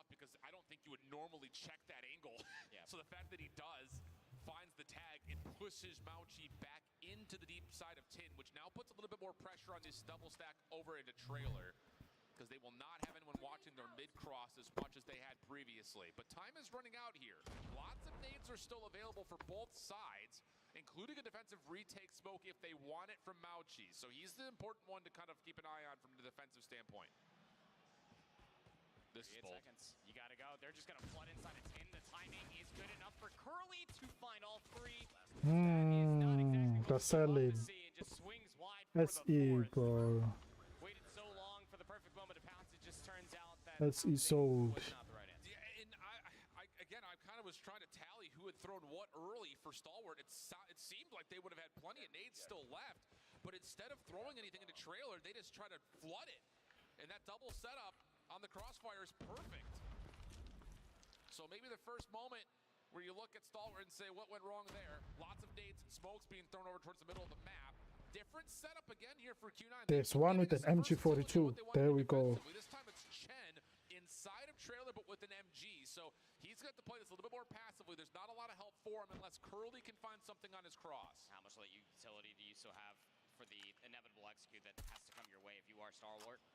Whatever information they saw previously and from the previous execute that did not go their way, they're wanting to almost play for a combined 4 Chow. Yeah. Backside of B. And the problem about this is Uling is watching this corner, and Mauchi, who was nice. He gets some info. Nah, double kill. Now the rotation in. You've got a Where does that nade go? Is it a nade angle? We'll keep him out of the picture for just a while longer. Most importantly, though, you have another player just hanging in the form of, I think that's Chen, towards A. So this defense is all about, can you get a good one-for-one contact on this eventual hit towards B? That's because they don't have the information yet. Curly still playing on this one-off angle. Starts shooting, and, well, Oh, he got flanked. will lose their life because of it. So now you got Chen and Sun. Yeah. All the way over by Tin. Just trying to figure out how do you break this 2v4. Yeah, and IG's in a great spot, top 10 here. He is just going to be a killer of time at worst. Couple of tags. He has to rotate. Now from Sun, this has to find success. Clears off top, useless. Nothing there. Now it's just down to, can he get the shot over towards Clove? Not going to see it, apparently. Chen is instead going to be at mid. Sun trying to work his way forward. It's going to happen, and Chen's not any success through mid. Stalwart's offense looking really SE is pretty good at S&D, eh? That's why I posed the question. I was like, I didn't count with all these sprites going across the mini-map on what stuns could possibly be left, but it's that exact reasoning. They're learning from what happened to them previously on that B execute, so the late stun allows them to get that much further forward from the damage found previously on Uling. Wonderfully done for Stalwart. Now they have a 2-round lead again. Early nades on both sides towards B jungle. Trophy's denying a lot of it. That's every single frag has been thrown towards B closet. And Q9 doesn't care. They've got one defender in the form of Mauchi. He's holding deep. Everything else is all about focus in towards middle of the map. Hey, kill my screen, bro. Slight rotation over for now with shot up trying to find some wall bangs. Nothing's going to land for now. And things will once again just go back to the same kind of passive 5v5 that we've had every single round to this point. Yeah. Again, it comes down to the timing of the execute, utility, everything. Late nade going towards showers. Will dodge FDX narrowly. I think when I get the DRH skin. At least have somebody watching the exit over towards wood, but some late utility being thrown over towards B. It's going to alarm some individuals coming back this way. Clove just gets caught trying to get aggressive. Follow up now, and this hit through closet is going to force Q9 to rotate back. One player will hold towards A, but this is fully a Stalwart hit towards the B site, and they're finding kills everywhere except for on the road. Nice. Now can they He isolate? gets traded off. It all's going to come down to what can Chen find on this rotation. He still has a nade available. It's being cooked. Does this land? It's placed in a pretty decent spot. IG's down to a single point of health, but the health from the shot up is better. Stalwart get 4. Yeah, that's just a tough situation. You're really hoping for the nade to be able to get damage, but still hanging out behind the bomb from that previous push. Destroy the objective. Could have gone 2 different ways. Even if Mauchi found another kill, stayed alive for such a long time over by tires, just was not good enough. Stalwart's offense have Q9 baffled. Passive once again. Different look for Q9. Is this an angle that I don't know? Initially tried for just a piece of timing to check outside a closet. Not going to work out for anything. Now the rotation back towards A, thinking, hey, we've shown Stalwart we've got members here at B. That place is well bangable. See if we can catch something on the other side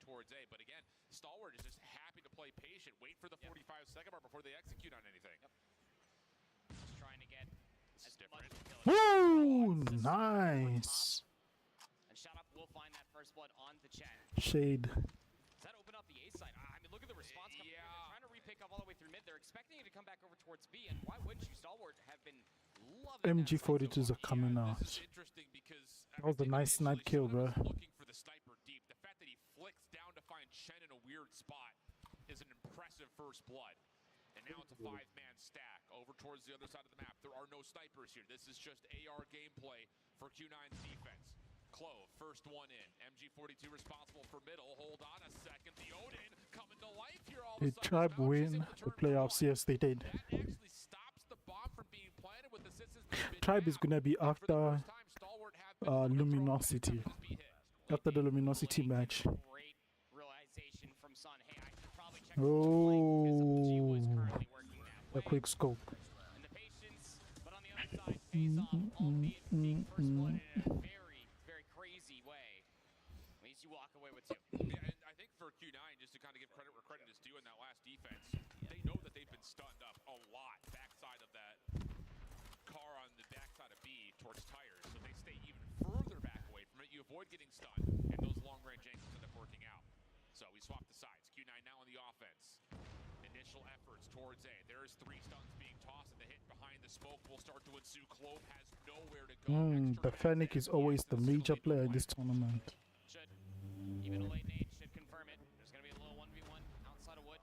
IG would be able to really throw a wrench into this post plan. Should he find the skill, but the timing's not favorable. Not at all. Mauchi's taking the long route as well. I love that. Yep. It seems to be somewhat transmitted though to Stalwart, and they will take down Uling initially. Shot up. I believe he knows that Chen's in the corner. Smoke will come down. This is your retake smoke. Chen has been stunned as well. Here comes the play forward, but do they have an idea that Mauchi's playing behind them? Shot up needs a turn. He does find the kill. Now it's all about what's in front of you. Chen in the corner. Good for the first hit. Nice. Beautiful read from Chen. Initially looked like he was going to be isolated, but not the case as he finds the final 2. Pretty stark comparisons as far as how offenses like the first 30 seconds go in their firing range offenses. Just no hesitation. Able to push all the way across the test dummies. Watch mid. If you don't see mid, then if you don't see them on the rotation, or you don't hear them going towards the rotation, you push towards B. But they're playing perfect to get their wall banks. Over towards top 10, or at least clear it in some regard. And they will say, okay, no contact here. Let's get to work setting up over for, again, this A hit. And this is another thing to kind of keep an eye on. Q9 in their last round, it's 3 stuns and a push, then a plant. As soon as you get the site opened up, that is, again, just textbook Call of Duty, and they're setting up for the same thing again. There's the frags over the top, trying to delete the trophy systems. Doesn't fully work out. There's the offensive smoke behind him, and Clove steps up and goes 1 for 1. That'll slow down the push. Even the delayed nades that came over the top to kind of mask this push still allowed the 1 for 1 at the very least, but now they're getting the heck out of dodge. They're leaving Mauchi behind, but IG able to at least get back inside of wood. Can't walk away with a kill now. 4v3. If they get the pleds, then they'll get enough information. Attack smoke is supposed to be the green light to go. Yeah. So Clove going 1 for 1 stops everything. IG is going to need to learn that as soon as their execute is foiled, they're going to wrap back. So he gets a little bit punished for that. And off that elimination, Q9 will still get a plant together. Flash over the top, not going to allow for too much for Stalwart, but they still pick up onto 1. Chen holds, shakes off the status, while meanwhile there's a 1v1 on the other side of the map. Shot up versus Sun. This is an important one, and I love the help. It's just so damn good. Skurd, now last one left, 1v3, nowhere to go. Talk about trusting your teammates. Well, it's even more like it's the visual representation that you get to see on always thinking about the future. Hey, I need help. I need to stay alive. Even if they do have numbers, just giving up the previous angle Mauchi comes to keep his teammate alive is so important, because that teammate over by Showers is the clutch position should something happen from the push out of American. So again, just Q9, always playing for the future. It is brilliant. We now have a tie game. Aggressive nades defensively through B at jungle. Nothing's going to land, but Q9 will need to consider the opportunity that maybe one of the Stalwart members have pushed through jungle. So they're going to have to play a little bit more passive on this approach, at least initially, to take care of that potential concern. And they may even try to re-clear jungle before they actually form their eventual hits. This one's next. And always have to ask the question, do you see some utility for Q9? It's going to shroud this push. 2 players still left behind, worried about the push all the way over by Woods. You have a 3v2 over here. Oh, then this is what I'm talking about. Stalwart are likely playing forward behind those aggressive nades. Skirt in trouble, does back up to a little bit more safety. He's got a player on his cross towards B, and at the same moment, ooh, the push forward from Clove. He should know there's some sort of a track backwards. This comes down to what the timing looks like. He finds himself in the enemy lines, has one lined up, but he can't finish the kill. Oh no, looked like he was about to blow the play wide open. Instead, now Q9 can bring it towards B. Even the slightest little bit of trigger discipline probably could have let 3 pass before they checked that one little corner. 2v3, numbers for the defense. Got a hit. First shot misses for shot up. Yeah, and he knows there's not going to be a second chance, not with Sun still alive. Smoke out. This should lead to a plant. I just love how Q9 commit. We use our utility, we plant behind it. Give yourself a bit of advantage. Exactly. Nice snap from FDX. Now has the Fennec in hand. Here comes the Flood. They have not seen Curly yet. This would be a 1v3, but as they clear the site, they know he has to be playing in towards mid sandbags. Do they have the opportunity to double hit this? No, they don't. It works, but you really did give Curly an opportunity to be able to clutch that play, isolating yourself just like that. But I do love the reciprocation, like we were talking about. I also am very appreciative of how Q9 have no hesitation. They are decisively taking over the site once they realize that they do have an opportunity to do so. Yep. Stalwart on that retake, even in a 3v2, do not hesitate themselves. Just get back inside the closet, try to overwhelm them with their numbers, albeit to that last 1v1 was a little strange, but nonetheless, Stalwart take the lead right back. This is a really important round right here. Yes, it is. For Stalwart, it gives you a chance to say, we've learned what Q9 likes to do on their offense, and we can adjust to it. And I love the idea of this. They're playing counter flash positions on A. These hits towards A for Q9 have been nades to destroy trophies, smoke and flash beyond that, get the quick plant. Now you're playing back. So you have a chance to counter nade this execute if Q9 show their hand by way of those 3 flash executes. Early nades, stuns, won't connect past the test dummies. A nade gets a response for Q9, which won't come up with anything at all. But your biggest problem is the angle that FDX is currently playing as well. How do you get FDX out of this position? You don't. You just gotta gun him. You have to smoke it and hope he doesn't hit. That's all it is. That's another good play. Here we go. There's the smoke. There's the nades. This is all about trying to destroy the trophies. Next will be the stuns. And this is now where all of a sudden Stalwart has to be throwing counter nades. They should know that, yep, here comes the plant. And the counter nades are perfect. Oh, it's beautiful. I love it. Stalwart have learned their lessons, and they're playing 4D chess. Sun tries to do what he can, but that is a beautiful response for Stalwart. Nice. Where Mauchi has to be coming from mid, but actually elects to rewrap through the test dummies. But the timing is just terrible. You know that the bomb has been dropped over here. You have trailer control. Shot up. Just has to swing upon the confirmation, even the angle being tossed out. Nah, he's not gonna win that one. It's just harmonious search and destroy being played on the main stage here on a Saturday. Fantastic stuff for Stalwart Esports, realizing that Q9 do rely on their late utility through the smoke to be able to get them their So Tribe moved on, and who are you rooting for? It's either Luminosity Gaming, Q9, and Godlike is out of the tournament, so they are gone. So that's the three I'm rooting for. It's looking like it's going to have to be a mid retake, at least through mid. You do have at least one player. Curly is watching that. He's going to get damage on the cross. Not expecting for this angle to be held, but win condition set here for Q9 to get 5. Sun watching the long flank. Misses the first set of shots. Still has a safe angle to play off of. Ooh! FDX gets the gloves up. Sun still in trouble. This could still work. Repitch on the way from FDX. Does he get timing? No. It's being watched by Uling. Chen still holding with the KRM inside a trailer, and he will find the final shot to keep this thing tight. And the timing there on the retake. That KRM, bro. Was just not good at all. I mean, IG was still clearing everything over by showers, but you're still trying to quickly, with a blaze of glory, try to get inside a trailer. It's just missed timing, but definitely an opportunity for Stalwart to try to yoink that round away. But Q9 keep it interesting. They keep it within one. Stalwart's still up on that point. Oh, how about this, though? I just watched the what you call this, the thing inside the Call of Duty mobile app, and you're going to get the free character skin. Just watch 3 hours of it. If you missed the one for yesterday, oh, whoa! Wow. That was quick. Gotta reach 8 now. Could be here for a while. Strap yourselves in. It's gonna be a wild ride. The more that these teams play against each other in the past 12 rounds. Learning more and more on what each other like to do. Back to the offense now for Stalwart Esports, who do love to hold on. No, that nade. Nice nade. Yeah. That was a nice nade, dude. Inside a trailer will work out. And if you're Stalwart right here, I would love for you to find a little bit more pressure onto A. You don't have your smoke anymore, so there's no chance to dive into trailer. But can you put a little bit of pressure towards back barrels? You know that that's where the only defense could be at A, and instead, they're going to try to see if they can take their numbers advantage towards B. It just comes down to, can they clear these players out backside of the site? It is very different than what we have seen previously. Stuns nades over the top. The MG42 can only go 1 for 1, but it's Curly back behind the boxes. Also has the read on the third, and it sits nearby. That's a risky call from Stalwart. We'll talk more about that in a moment, as they still have to commit onto this B site. If there is no mythic, I am out. So you know that Nah, there's no mythic, bro. You just get like camo skins. I got a dancing camo skin for the DLQ and a good character skin.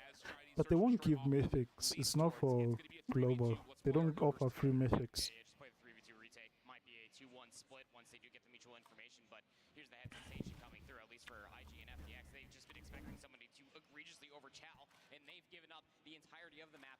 Does his team to his left? Oh, that's his teammate. Have cleared tires though, so FTX can try to get back over towards the car. He's gonna have an angle, but it's not gonna work out. Played.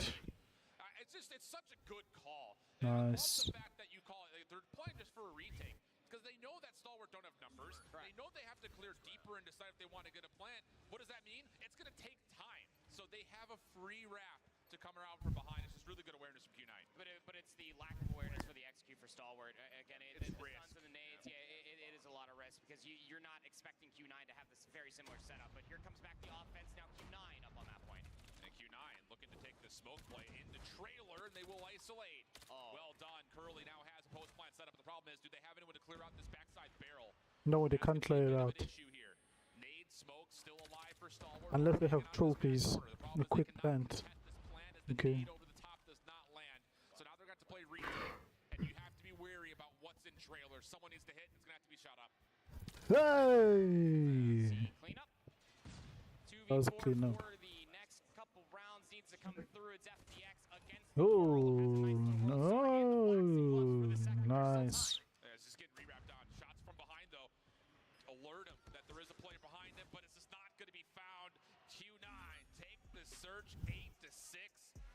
And I will say, again, Stalwart did what they needed to do to play some good chess. What do you mean by last stream? Well, this is my last stream because I have to focus on like school and assignments and exams. But this is the last live stream on this channel and on Kick, and then there'll be a last video on the second channel. It'll come out either between this week or next week. If you're subscribed to the second channel, then you'll see the video out. I'll keep you guys posted. Just know there's a last video coming out. This is my last live stream. My last video is coming on the second channel. But I'll be back in November.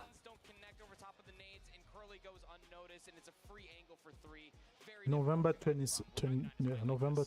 or 24. I want to go back and revisit that first overtime round where Stalwart gets the opening nade pick on a trailer. It's a guessing game because Q9 have sometimes had Uling playing at B with a sniper. Q9 is really winning, eh? He's had an MG though. Like that nade throw and that quick scope with the Tundra. The sniper's going to rotate to oh. A because you have to have somebody watching that corner through barrel, and they say, let's avoid the scope. Let's try to isolate over towards beyond the boxes.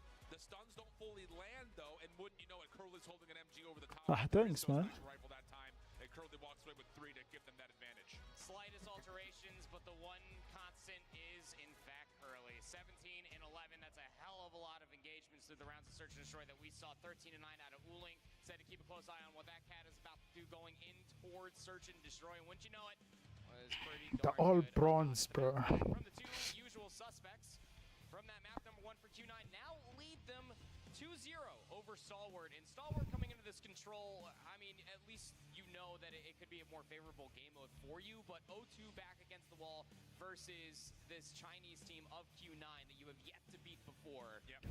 That is a hard mental bounce back. I will say, though, and again, I think the veto process worked out decently here for Stalwart. Control is the one map that, as I said, kind of in my prediction, I had a 3-1. I had Stalwart winning the control. They also got Seaside, which they played a lot of at CDSI. Is also their best mode at CDSI. Have only had a chance to play it once so far on the weekend through the Swiss. Yeah. But I think that Stalwart will be very happy to have a chance to get themselves to a map 3 on a map that they like in Seaside, with a chance to then go to a Summit hardpoint where they've been great. It's just going to hurt because there were moments there in map 1 that they could have at least kept the map tighter, if not possibly won it. Same situation there for the firing range. So it's the small little gaps here and there that may have Stalwart feeling a little bit more mentally taxed than you'd think. I definitely agree with that. I think that this could be a very good game mode that you could catch them lacking, as Control historically has never been, I guess, so favorable, but they have been playing it a whole lot longer going into this Worlds comparatively than where the Chinese region were going into last. Dude, I have like 2 more hours left. Someone needs to consistently step up and slay out. I think that that could honestly be the biggest difference in between the scoreline being as respectable as it was. Let me quickly show you guys which skin I got in my last the last one that I watched. So it's this one. Was it worth it? Yep.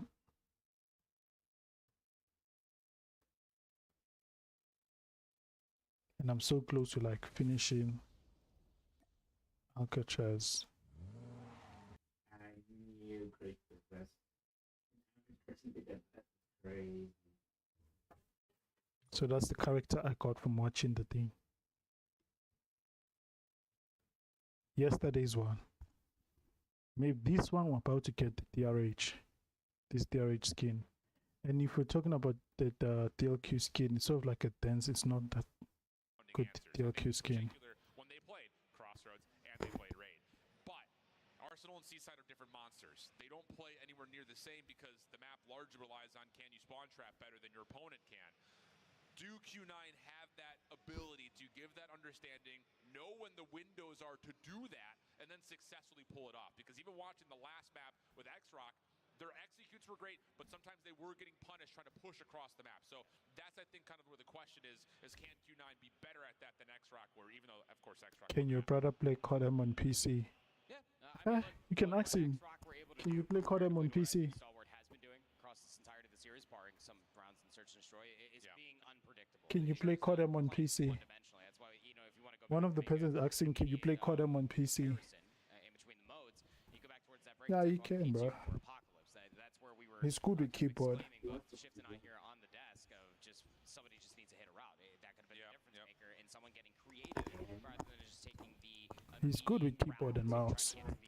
It's just the small things, and I think that's again where the conversation for X-Rock comes into play, where what makes them so good fundamentally sound. It's the same thing we were praising Q9 for in that map 1. Yep. It's just, oh man, it's so tough because I think the macro conversation that we haven't really touched on yet, but merits the talking point. How do you reverse sweep a Chinese team with a Tunisia map 5 still waiting? And that's the next conversation, right? Because if you're Q9, you're going into control. I mean, albeit a weaker game mode for them, like, you're still happy because you have the Summit Hardpoint map 4, and even if you lose that, you're going to Search and Destroy, which, again, you should be confident on. You are flawless on it throughout the entirety of the weekend. This one, the closest Search and Destroy they've had thus far, but on to Tunisia Search and Destroy, that's where Wuling should feel more than comfortable. Yeah, and again, in terms of map pool, because that's always a conversation since China plays it a little bit differently, is Tunisia, firing range are the 2 most played Search and Destroys in this pool. Coastal would have been the other one, but we don't have Coastal in the pool. They were not strong in terms of reps on Kurahana. They were not strong in terms of reps on Takeoff. So I think, again, just kind of looking at the international side of things, you want to try to put them there. The fact that Q9 get a firing range and they get a Tunisia feels like a steal away. Plus, then you take the hardpoint conversation in the mix. The most played hardpoint map that China has played is Summit.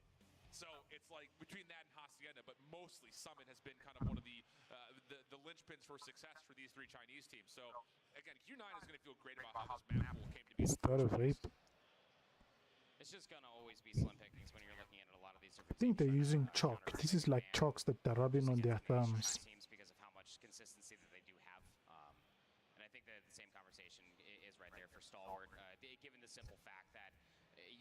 They're also wearing thumb sleeves. For those who are playing on phone, that's what we need, thumb sleeves. That's why their aims are so accurate. Your most comfortable, but are also their best maps. Very slim pickings, but without further ado, map number 3 is very much so could be the last map mode combination for Stalwart Esports. Should they not win this here and try to force it into a map 4? The other side of this whole thing is like we're digging into like the whole chess game of how the vetoes work, how certain like minimal moments go throughout the maps, but we only get to have those conversations. We see two squads that are playing great COD, and right now these two teams are playing some pretty great COD. Agreed. So that's why we dig into the nerdy side for all of you guys. So they're challenging control, they got that nade information. Odin is still out, so Odin is meta. Eyes towards B.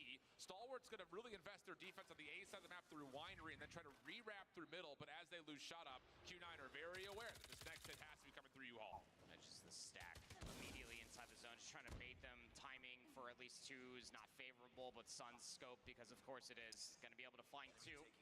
So B zone still being worked on, second segment locked. And Shotup's going to just test his luck, and He gets cooked. what happens when you test your luck. Okay, Sun just slides out, finds a quick scope, and now the B zone is gone. Entry towards A, still being worked on as Chen is just hanging out, waiting to see if he can Nice trophy. for a spawn trap. Does not The find Makarov elimination, pistol though, is so being used a lot. strong response here for Stalwart, but they still have to defend for another 2 minutes. Yeah, they sure do. And look what immediately came of that convincing kill feed that they finally got for themselves. They're only trailing by 1 life. They do send 2 players to maybe try to get a couple of exits from the spawn of Q9.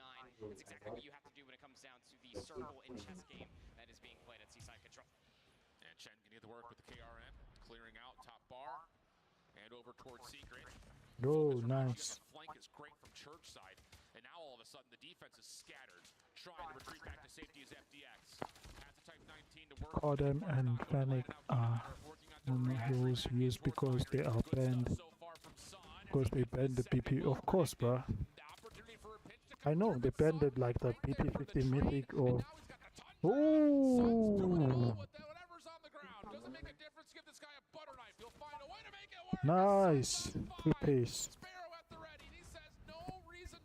Oh! They're taking down his lives.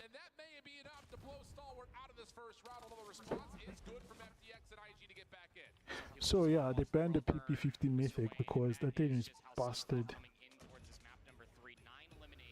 But the one they should have buffed was the Odin because it's 2-tap. The upper body. Curly also got a Predator missile at the end of it as well. And it just goes back to the consistency of you have Curly, Uling, Mauchi, Chen, any one of these guys, including what you just saw from Sun, can pop off just like that. Insanity. Unreal stuff. Stalwart now have to put together some sort of formidable response, and it's in the face of operators and kill streaks at the ready. Curly has already shown dominance with the equalizers. When does he want to pull those out? Well, Mauchi is still going to work on the left-right combo. Gloves aren't going to connect, obviously, and Stalwart will have some early entry in towards the point, but immediately get pushed back out. Mid-map focus with maybe a chance for Clove to work on a bit of a spawn trap. He's got an R9, so he's just going to be playing this over. Yeah, you can't really do much with the R9 close range. Tough sometimes. Nope, 1v1, but the War Machine down in the winery and the barrels. Might just have to keep them at bay a little bit longer. You got double progress currently working, splitting defenders up, but IG is just able to find value after value with each grenade. They're running overclock now. And the 1v1 over towards speed So does speed work out. boosts their, Calling in the cruise. Only able to what find they one call with it, their perks. It's enough for a double stack to start to ensue over towards B. This is a chalk and rotate moment here for Q9. Trying to get aggressive, but getting punished. Good response here from Shot. Still holding over towards this tight corner. Needs help though, and help is on the way. Took out the trophy, nice. IG able to connect. Odin in hand for him. They're still trying to find Shen in this back corner, who's done well to kind of avoid a lot of this incoming utility, and he's going to come up from behind with the Purifier. Oh, the timing on that pullout is absolutely beautiful. Ooh, if he's leading to cover, he was gonna get that 3-piece. Q9 will be bounced out of the point. So good progress, and just for under 10 minutes, you also have to take a look at the lives. 17v10. Skurk went AWOL over by that A control zone, and that's the lead that you currently see right now. You can relentlessly assault this. Skurk now with the claw just slides on in for 2. Trying to get number 3, will be able to find it. 15 Oh, the Annihilator. Annihilator we had out for FTX, really trying to pack a bit of a punch. But this round will likely go the way of Stalwart. The offense absolutely perfect for both sides. All 3 ticks captured. And that's enough to get us tied up going into the 3rd round. Yep, even Stevens going in towards the 3rd, back towards Q9's offense. We're in the quarterfinals. Learn from Stalwart to be able to combat it against this. Coming in towards this one, though, you do have a Pred missile in the back pocket of Sun. You do have Curly and Mauchi's operators should they decide to pull that out. Nothing in response for Stalwart Esports that's going to pull some explosivity on what Q9 is currently playing with. So they're going to take it through mid, try to get over towards A first. Trophy systems are down.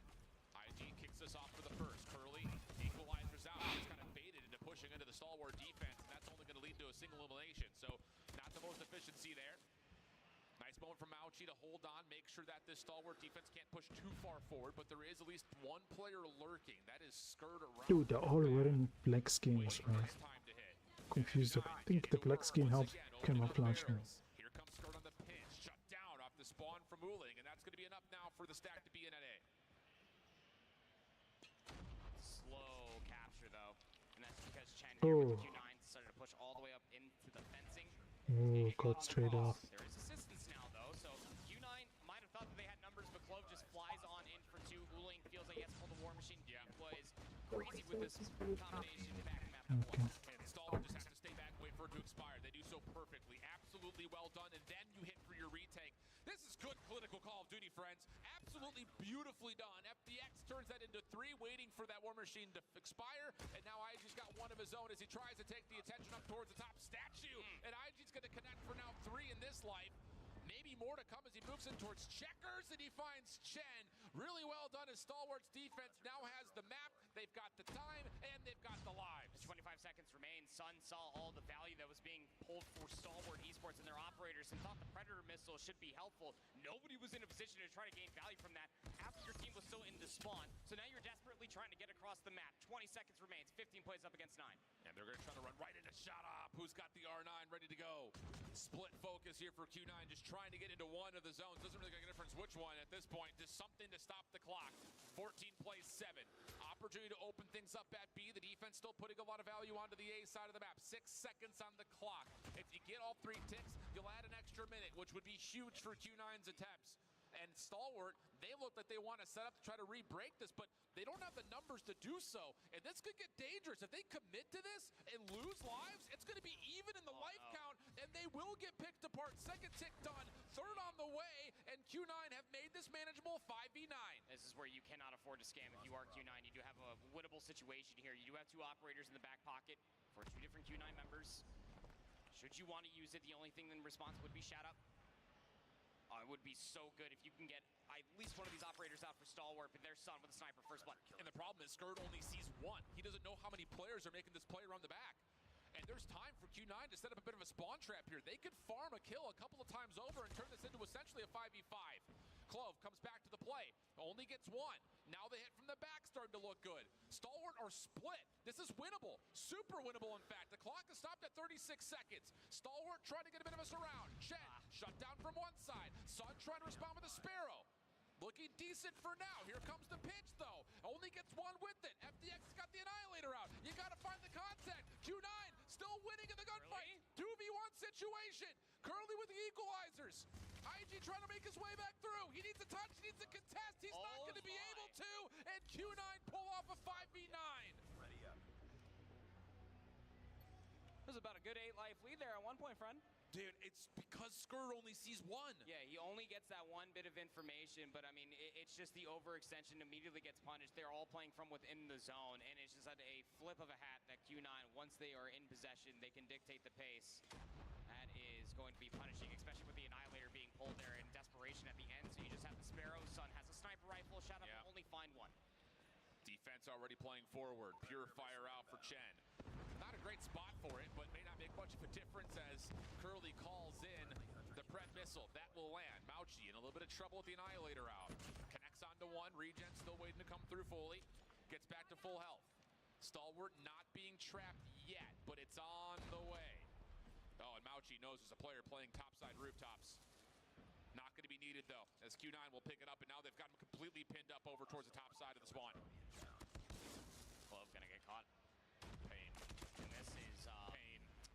So when you look up in the COD Mobile dictionary of losing full and stuck in your spawn, seaside control is the exact thing that pops up. Pred missile also for insult to injury. IG has to pull out a War Machine just to get out of their freaking spawn. There's 3 kills to come through, but still Q9 members hanging around the joint. Yeah, and Uling on the staircase, just too difficult of a position to push him out of. That's a 25 play 7. Oh, Stalwart. This, again, another map that you're going to look back at one moment and say, woulda, coulda, shoulda. Last 8 seconds, last attempts to try to get this alive. His son will drop, the clock will stop, but it's a 22v4. Q9 have done everything they need to walk away with a 3-0. Yeah, it's looking likely. Miracles might happen, but not on this main stage, not today, as Uling will just dance around the arches. Curly will finish with 25 eliminations, 23 for Sun. The majority of those all coming by way of the sniper rifle. It's a 3-0, but Stalwart gave them a good shaking. Q9 will move on. That's just, man, I'm telling you, Stalwart's going to look back on the series, and they're going to see 3 specific moments, one in each map, that if they just did this one thing different, they put themselves in a spot to win all 3 of those maps potentially. It's hard to say. That's not like you made this mistake, you lost map, but it was a big factor of why. You know, not having the rotation discipline to take the long route on Apocalypse. The search and destroy and fire range maybe took a little bit too long to read what Q9 were doing. Also, just the mistake of getting that first pick at trailer and then going B instead, thinking they're avoiding the sniper rifles. And then, of course, here you get the information, but it's too late on what Q9 are doing in that 3rd round. Yeah, it is quite literally the definition. A buzz phrase here for us on the desk is that this is the most competitive a 3-0 could possibly have been. There were ample opportunities for Stalwart to be able to win maps, to be able to not only lead them at certain points in time, but really make it almost feel really sweaty for Q9, who should have walked into the series understanding fully, hey, we just 3-0'd these guys not too long ago. This should be a cakewalk. No, Stalwart came to play this entire weekend, and just as for the Green Region as a whole, should feel very, very proud about how far they made it comparatively to what it looked like this time last year. The other side of things is that Q9 just are not making mistakes. Correct. I mean, there were moments that Stalwart found advantages, but it wasn't because Q9 was making mistakes. On the other side, Stalwart did make mistakes, and Q9 did punish them for it. That's what makes this Chinese region so difficult to beat. Yeah, I definitely would be keeping my eyes on Q9 for the rest of those squads now that the two quick 3-0s to start off our bracket phase of this competition. Q9 moving forward now into the semifinals after closing out that control. And honestly, things are going to be tougher now that we're seeing just how strong the 2 teams that have qualified so far are heading into semis. These are going to be some tough semifinal matches before we even make it to our grand finals. It's just the shark-infested waters and the I guess the nature that is a single elimination bracket. The volatility is surely felt, and albeit 2 3-0s, you're starting to see a lot of it manifest coming away from that main stage. Some really good slayers, not only the consistency in between yesterday coming in towards today, but just how bad some of these teams want it. I'll tell you, this is going to be a really fun 8th matchup in the last couple of months between Q9 and X-Rock. Yeah. It's a 3-4 tally overall in favor of X-Rock, but the last 3 matches have also gone towards X-Rock. So Q9 are going to be looked at as the underdog for the first time this tournament when they play against X-Rock tomorrow. Definitely a little bit of something to prove there then for Q9 as well, seeing if they can maybe take them down. Is and of all times to be able to take them down, it would be here in this event. I mean, that would be insane. They have to do what Wolves couldn't do back when they faced X-Rock up on the main stage. X-Rock made them look silly. Q9 is next up in line here over in Atlanta to potentially see if they can take down the powerhouse that is X-Rock. Now, of course, that means we're halfway through our matches here on the main stage. If you're just joining us, like I was saying, we have had 2 quick 3-0s so far. The first one going the way of X-Rock, and the one that we just finished up here going the way of Q9. That means we still have 2 more quarterfinal matches that we will be getting to after we do our post-match wrap-up here. But so far, everyone who's made it through to the bracket stage is looking very, very strong. But we're talking about that post-wrap matchup. It's time for FDOT yet again on the stage for another one of our interviews. That's us. It's me and Brian and Oling, this time around from Qingzhou. So, over here, when you guys won, you guys popped off. You guys were screaming. You guys were loud. Why was this win so exciting for you? 所以你们赢的时候为什么那么大声？为什么兴奋那么开心？可以跟我讲一下，是分享一下吗？因为今年是我们第2次来到亚特兰大，然然后去年的话，我们比较遗憾的倒在了就是半决赛。然后今年我们在刚才，如果我们打赢了 STE， 我们又一次闯入了半决赛，所以我觉得这是一个很值得记住的一个时刻吧。然后我觉得，如果是明天，我一定要更往前再进一步。对。Yeah, so for them, it really touches them hearts that they're here again for the second time, and they're just really excited to be here. And then for tomorrow, they've got their eyes forward on winning it all, and to them, it's just different from getting so far compared to last year. It's a like eye opener. It's real now. They're here, and it's making it happen. So that was a little lofty. I want to get into the weeds here. Stalwart, backstage, Stalwart has been one of the teams that the squads have been talking about the most. They play really fast, and a lot of these teams have been scared of them, saying that they're one of the better teams. How did you guys take them down so emphatically well? 所以大家都在讲 Stalwart 哦，好厉害，我们好害怕，他们打得好快，但是你们怎么打败他们？那么容易的打败他们？主要我们跟 ST 也是老对手了嘛，然后可能会比较熟悉他们，我觉得。然后其实今天我们的过程并不顺利，就是我们在 SND 的时候遇到了一些问题，就是前面一度处于劣势吧，然后包括在第3局的那个控制的时候，我们也是比较困难的。所以我想说的是，今天虽然赢了，但是我觉得还是很困难的，对。So to them, it's not actually that easy. So one of the factors is that I think they're long lost teammates. And for them, I believe they mentioned the third round, the control map. That one was particularly difficult for them. So it might have looked like, like you see on the board there, it's a 3-0, but to them it didn't feel like a sweep. Well, they certainly looked out there and performed pretty well. So again, congratulations, Oling, on the victory. We've got Beef Mommy standing by to chat to the other side. Thank you so much, F-Dot. Again, I am with Incendio from Stalwart Esports. My dude, you have been in this very stage before, but how does it feel like coaching for a team this time around? It's easy to coach them actually because they're really pretty good players.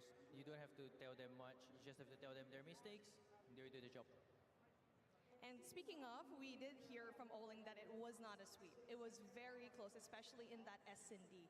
What happened in the matchup? It was very close, but at the very end, you had crumbs, but you were not able to kind of capitalize on them. I feel like the team played really, really well. China is a very, very good S&D team. We managed to outplay them. Even the casters were impressed that the team managed to pull off a lot of pop flashes, picks offs, and have a very, very good game. So I think we just fumbled a little bit. Could have been better.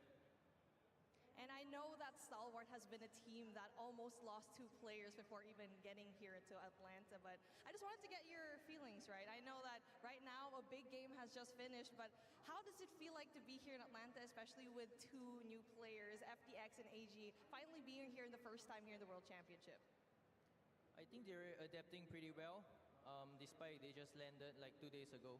So I think they have a blast here, just that too bad we're eliminated. Man, you looked pretty good. That was a good match, eh? Competition is really stiff, but I do want to ask you, moving forward, how is next year going to look like for Stalwart Esports and for you as a coach? I'm not sure what would go on for next year World Champs because there's a lot of issue going on right now. A lot, yes. yes. Morale to play this game, honestly. Lots of fixes, but it's okay. There's still another year to definitely look forward to. Thank you so much, Incendio, for being so down for this interview. Again, Garino represent. Thank you so much. All right, y'all. There's still a lot that's more some games big-ass moving glasses, forward. dude. Of course, that's not just that. We still have other teams happening today, and we have Brotherhood right here. Definitely no stranger in this competition.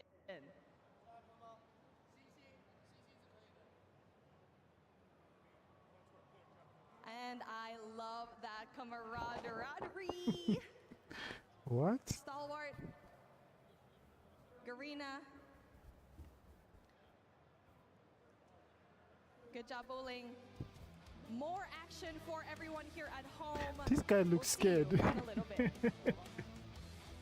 嗨，大家好，我们是来自中国的琴酒俱乐部。然后这一次我们来参加亚特兰大的使命召唤世界锦标赛。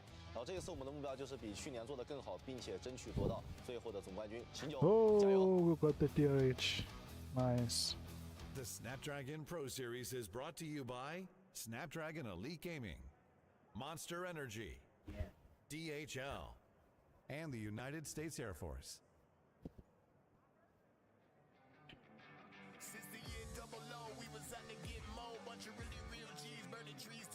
Luminosity.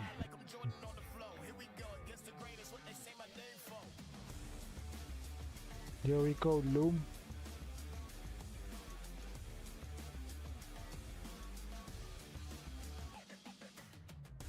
That was you. What was that? Nah, bro. He's in the Ohio Theatres.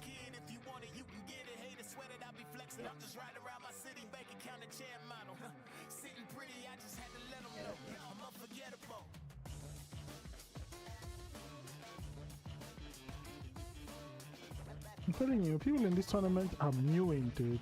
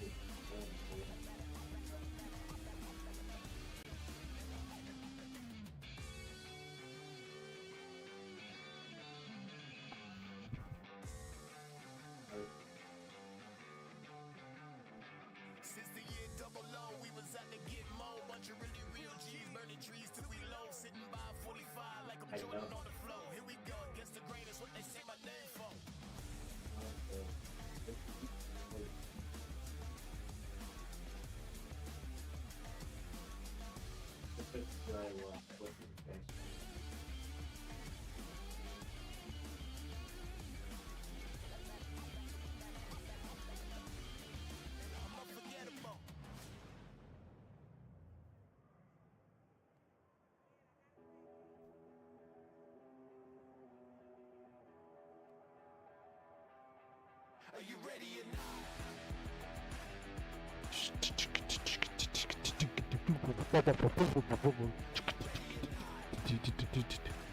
Vagaboo.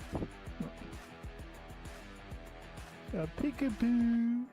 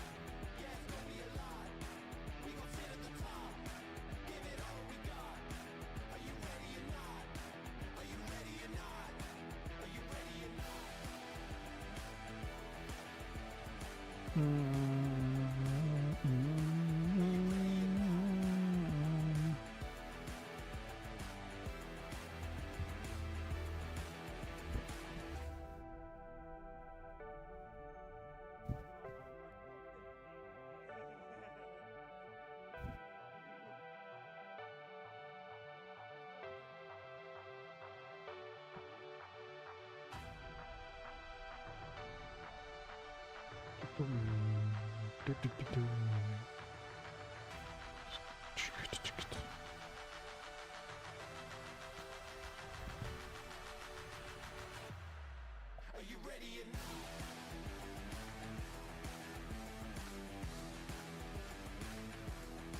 Are you ready or not?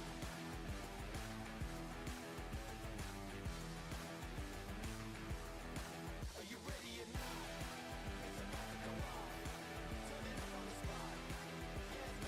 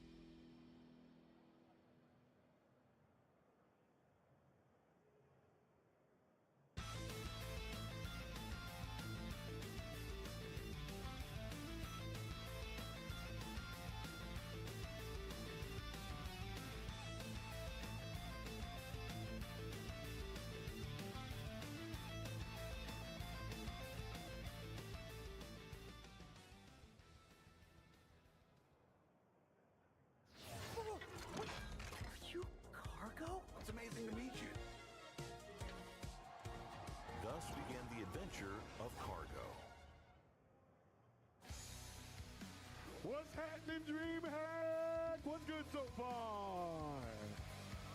All right. You like to hear a little bit of that. You guys are getting ahead of yourselves, though, because I'm going to ask you to get loud real soon.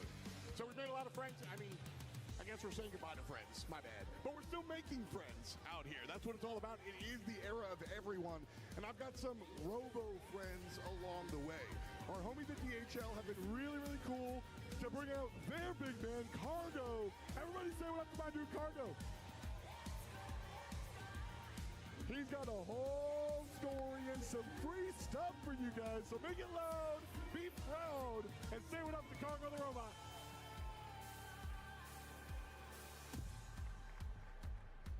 Cargo's out here shaking hands. Welcome back, Vengeance. Welcome back. We got the DRH skin.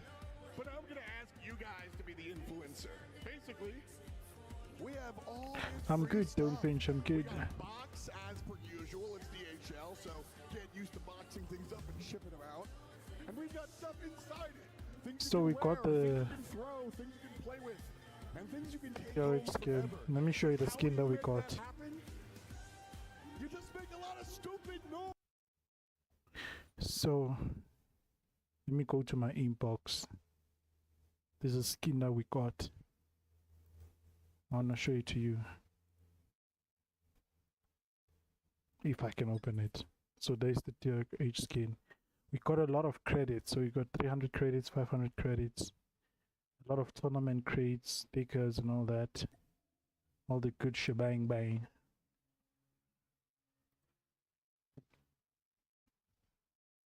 Gonna mark that one as red. So I got the same skin for the TLQ, it's just this animated thing. I think it goes well with the character, this skin. How many crates do we have? I've been saving up these tournament crates. 62 crates. God damn. God damn. 62 crates, bruh. Yeah, that's the video that's gonna come out soon. These crates. That's a lot of crates, eh?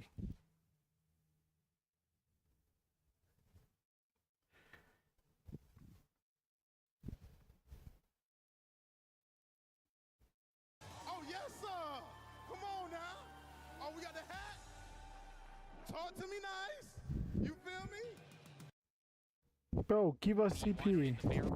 Come on now, sponsor me. You get the stuff, but not the microphone. Give it up for my man coming all the way from a little bit up north. Imagine. Give us CP, bro. We need like 10,000 CP. That's what we need. Then we can buy all the necessary skins. Proper inside of that suit match. He managed to become Cargo because that's how much of a big fan he was yesterday. Did you see how excited he was for Cargo?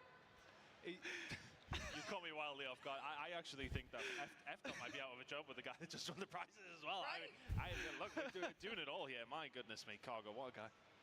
Love Cargo. I thought you were going to say that it's proper in the box for a second. I was like, I thought that was where you were going. Told him that he could become Cargo for them. That's what he's got going on. That makes a lot more sense. Okay. Welcome back, everybody, to DreamHack Atlanta, our Call of Duty Mobile World Championships. We are live. It's still day 2. We're halfway through the day already because we have 2 quick 3-0s so far for our first 2 matches. 2 of our teams have made their way through to our semifinals, and we're looking to find the last 2. That's what we're going to start doing here today. Match number 3, right around the corner. This time it's going to be between Luminosity and Gallerus, the last 2 remaining teams from the western side of things. So let's start talking about them a little bit. We'll start things off with LG. Well, I mean, look, at least we're going to have a Western team there tomorrow, I suppose. Look, for these 2 teams, though, it is a big opportunity for both of them. But for me, looking at LG, for them to get through the way that they did, some big upsets coming through from them. They did so well yesterday, very resolute though, having to go through the long way about it, but they absolutely got the job done to get themselves here to Saturday. Yeah, and it is a weird story, I think, for LG this year, right? Of course, these are players that, for the most part, were not on the Seminole roster from last year, the LG roster, I should say, from last year that will go all the way towards top 4. These guys have been kind of trailing behind that, and during Season 5 of the Snapdragon Pro Series, they changed that up, right? I mean, they became the #1 team in North America through a new composition of players, and now they quite literally have the entirety of the region on their back. Frax. They are the last North American team in the competition, and they have stiff competition on the other side as well. Look, LG, I think on day number 1, they did kind of breeze through some of the lower level teams. They got through exclusive relatively easily. They had to go to game 3 against Animus and Wolves. Luminosity, I think here, just they're still fighting. They're still fighting to kind of stay alive. We've got some stats here too, and we actually got to do an interview with AORAF as well yesterday, and we heard some really good thoughts from him after their win. He said that last time around they came in over a little bit too confident, a little overly confident, and they kind of had to settle themselves down this year so that they can take every single game as it came and take everybody as a tough competitor, not underestimate anyone, and it's actually worked out for them so far. I mean, you have to do that in Swiss, right? You have to take everybody seriously. We've seen some of the teams that we were maybe expecting to get through, thinking of Vitality, who, okay, maybe they didn't take anybody not seriously, but at the same time, they let games slip. You can't do that when you're in Swiss. LG did a good job coming through a 3-1. Yeah, and I think it is a bit of a different position again for LG comparatively to last year, right? I mean, you are in a totally different position. Last year, going into the tournament, we were like, hey, NA is on top of things. This year, your entire viewpoint of the tournament is different. You are the underdogs this time around. Absolutely, and then they will be facing off against another potential underdog in Gallerus, a team that we've seen throughout the Swiss succeed under pressure situations, but now we're down to that single elimination time of the competition. It's going to be difficult for them. Yeah, definitely. Gallerus, I don't think are an underdog anymore. A lot of people were underestimating coming into the tournament. I think after yesterday, that's absolutely not the case. Now, it's important to note that yesterday was not a flawless day by any means. They did still take a couple of losses, notably to both Wolves and Stalwart, but at the end of the day, those are two pretty good teams. I think the most impressive thing, though, about Gallerus is very clearly you can see the improvements they've made from SBS Season 5 into Champs. During Season 5 of SBS, they were a flawless control team, but the hardpoint and Search and Destroy could be a little bit shaky. And at the very least, well, one of those things has been worked on. Their Search and Destroy was phenomenal yesterday. I don't know if it was just the map. They played like 3 takeoffs against top teams, but certainly their Search and Destroy, the way in which they're playing, the different looks they're throwing at their opposition, their strategies is insane. I really like the look of Gallerus right now in Search and Destroy. Yeah, they look very well drilled when it does come down to Search, and just being able to have those options throughout the entirety of the map is always something nice to have. But they really do need to have improved on hardpoint after yesterday, where they really weren't at the races on that one, and that's what you look out for them. And okay, maybe the statistics aren't there, but in this series, it is vitally important that you are able to find that, especially if you're Luminosity, but you need to back those good Search and Destroy stats up with something else as well. You can't just be an SND team. And that's something we were talking about in the green room as well. Now that we're at this stage of the competition and just this year's level of competition overall, you can't afford to specialize in only one of these game modes. You need to really make sure that you're nailing down multiple avenues of potential success. Yeah, it is just right. It's the modes, it's the maps. You can't really be bad at anything at this stage of the competition. It kind of almost loops into the veto conversation a little bit, right? Where it's just like, if you're bad at something, you almost kind of have to hard veto it. That's a conversation I think coming in the tournament we had about Seaside Control. It's a conversation that does apply to Gallerus, right? Because Seaside Control was a map that they were struggling on yesterday. So yeah, you cannot afford to have a shallow map pool whatsoever. So we have the vetoes here going into this one, and there was a couple of questionable decisions, a couple of things that we kind of expected to see. First and foremost, I expected to see Takeoff, Search and Destroy banned, given how good Gallerus were yesterday in that map mode combination. It did get banned by LG, so good job, LG, on that one. I expected to see Seaside Control gone by Gallerus. That's both the case. What we're left with, though, is kind of a situation here where LG didn't, they banned Summit Hardpoint versus Gallerus. I was kind of confused by that decision because Gallerus are not that great at Summit Hardpoint. I think we'd have preferred that. And that decision has led the first map in this best of 5 to be a standoff hardpoint, which is Gallerus's best hardpoint map. So in a way, I think that's kind of a mess up. But on the flip side of that conversation, Gallerus have allowed Express Search and Destroy through, and that's a very strong S&D map here for LG. All right, well, we've got the match just a few moments away, so let's start talking predictions, okay? We've got all the information. Now tell me what your thoughts were and who you think's going to be taking this one home. I think, when we looked at it from the outset this morning, I absolutely believed in Gallerus, and I still do as well. I think it's very easy because we've seen them so much yesterday to get that sort of influential gameplay on our screens. I went 3-0. I think they step it up here again today. I think they bring the S&D, and I think they can go on and do well here. I feel as if they are the ones who thrive under pressure, especially with what we've seen from them at Mobile Masters. Okay, their hardpoint wasn't necessarily great yesterday. I think they turn around today, and I think the S&D looks just as strong. Just for clarity, Harry here. I did not say 3-2. I said 3-0. Okay, I'm just saying. I did not say this would be a game 5. I'm pretty sure I said this would be a 3-0. And the reason I said that was because I think Gallerus' hardpoint, albeit it was kind of not that great yesterday, I have faith that they can take it. I now feel even more confident this is going to be a 3-0 simply because of the way the Vetoes have gone down. The fact that they're managing to get a standoff hardpoint at the very first map of this best of 5, I feel very good now this will be a 3-0. Well, it looks like Proper and Shifter on the 3-2 train this time around, but everyone in favor of Gallerus at the end of it all. Will it go the full 5, or will we get another 3-0 to add to our matches here on the day so far?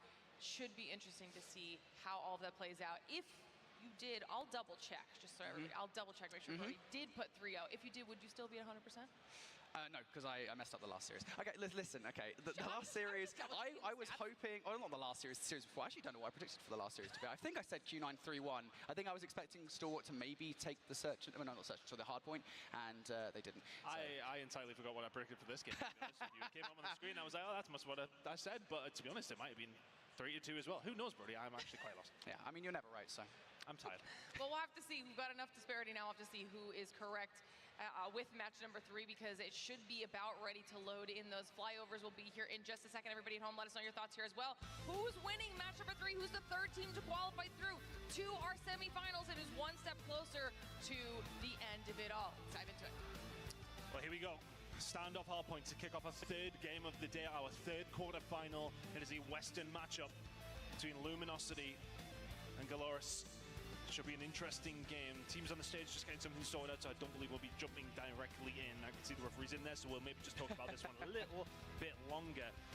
With this standoff, we're leaning towards Gallerus. We did see their struggles in hardpoint yesterday, but for you, what were the main issues with what they were doing? Were they just playing against stronger teams, or was it an inherent issue that they seemed to have? I think it was just slow starts, to be honest. I think we saw that versus Godlike, right, in that Hacienda hardpoint where they went down by about 100 points and they almost made the comeback. In the second half of these hardpoints, Gallerus are more than competitive. It's just the first half. They're coming out a little bit slow, maybe even just the start of these series. They're just not as warm as they would like, and then as they get further in, they get a little bit more comfortable. They're much happier, especially after the search and destroy. But certainly, I think if they can kind of come out firing on all cylinders at the start of these hardpoints, they will be much better off. It's interesting to see if they can change things up, because the search and destroy looks so good, but everyone got a good look at their search yesterday and how well it was actually going for them.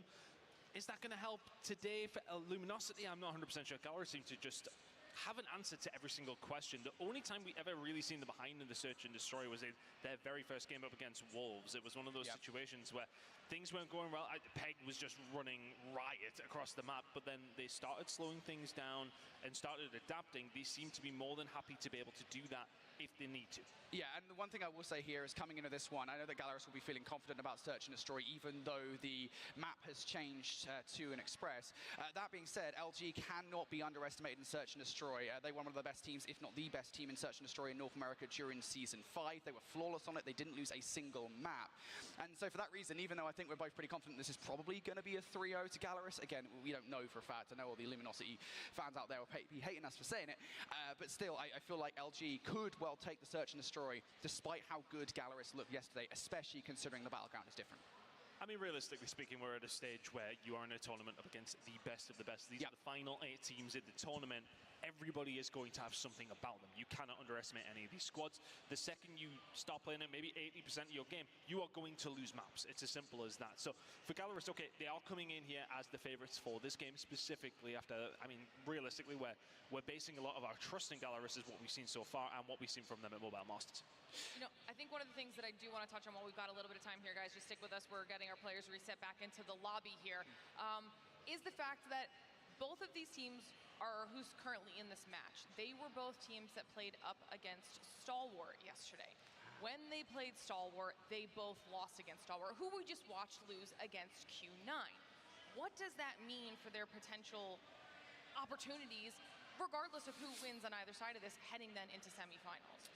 Honestly, I think there is, I don't want to say a skill gap. I don't know if skill gap is the right word, but I've always felt like, you know, you have those teams from China, right, and then you have kind of the Garena teams. And I think coming into champs, I did kind of feel like they are a step above everybody else. And then kind of, because we hadn't seen teams from North America, Europe, and Latin America face off against anybody else in the international community since, what, April back in Brazil, it's kind of a question mark of how are those teams going to stack up. I think from what I've seen so far, it feels like that gap is still there, and I don't know, dude. If they go further in a tournament, I think these guys really have to step a notch, because their next opponent is going to be maybe Elevate, maybe Wolves. Like, it's going to be so difficult if it's Elevate. Yeah, we've already seen Gallerus go up against Wolves this week, and that was a tough one, especially with that moment of 3. But what's the best out of 3? Things do change to the best out of 5. Sure. We've seen already Gallerus in the only other truly international tournament this year pick up a 2nd place, one that they could have arguably won up against Q9 as well. So they have the pedigree to be there with these top teams. We haven't necessarily seen the best from them this weekend when it comes down to Respawn. Their Search and Destroys look fantastic.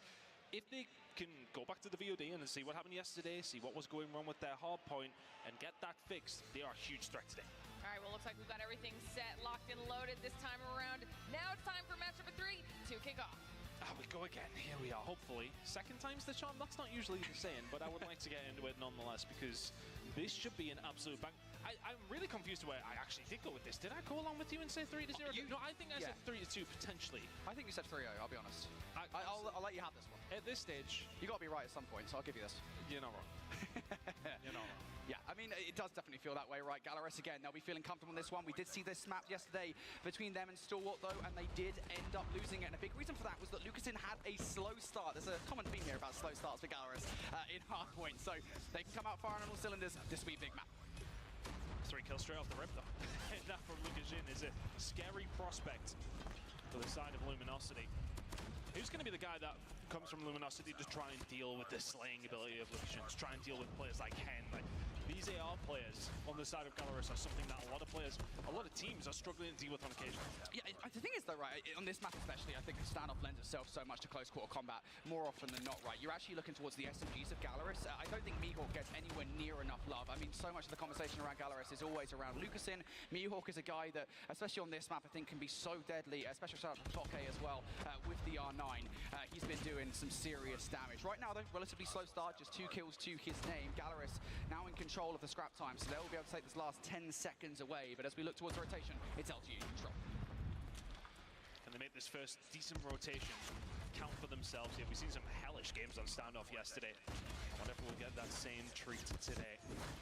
Big kills coming in from LG. Nice hold so far as the hill is just about to pop. Gallerus have time to set themselves up and go again. You can already see one player coming in from the pinch side. That's going to be Foki.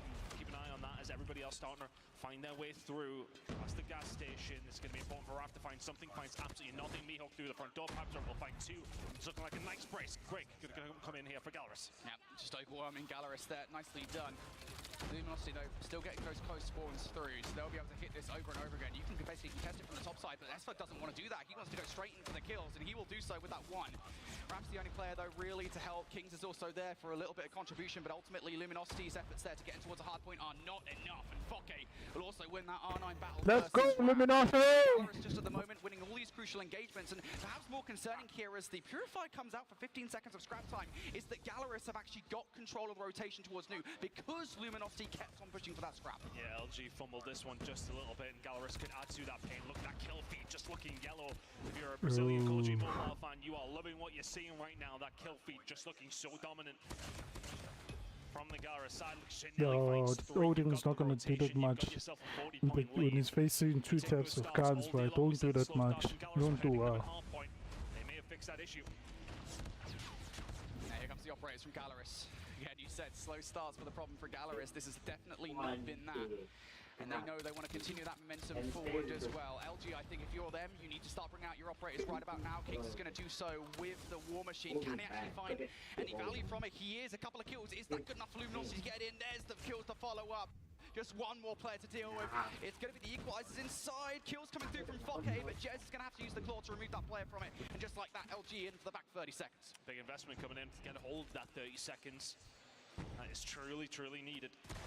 Stuck inside now with the Sparrow, and now is the setup going to be here for Gallerus. Are they going to fight over this? They're sending 3 towards the old hard point, but sending 2 towards Nu as well.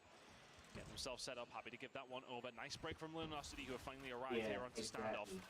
Transitional kill starting to go Gallerus' way, but I think they'll still take it. You know, that P2 hold was so good from them. The P3 not necessarily great, but 8-point lead heading into the 4th hill. You take those all day long. Yeah, this is comfortable for Gallerus at the moment. And you can hold this one as well. You've got all the players in the right positions. Mihawk far removed from this hill. Pabzera keeping an eye on that tractor side. Good shots from him. Mihawk still hasn't activated. Finally, though, he's going to get shut down. Spawn's still good for Lucas in here. So Gallerus still in control of this hard point. Luminosity haven't really had a look just yet, but as those 3 kills come through, this should be it. Spawn out here for Gallerus as well. Luminosity looking for the break. You need Hen to go massive. He doesn't find anything but one. Last player remaining, Pabzera. He will fall. A lovely break coming in from Luminosity. Kings to find a couple more as well, forces them away. That's the first really solid break. That's going to come quite early here for Luminosity as well. Gallerus managed to pick up about 10-15 seconds there though, so not the end of the world for them. If Luminosity get the remaining time, they will have a lead heading into the next rotation. That's more like it from Luminosity over the last 2 hills. Yeah, I think Luminosity are actually the ones for a relatively slow start here, as you said. I mean, they've picked things up over the last couple of hard points, and I want to say a big reason why. You never want to count out an individual player, right? You single them out for having a bad performance, but it's more of a positive than anything.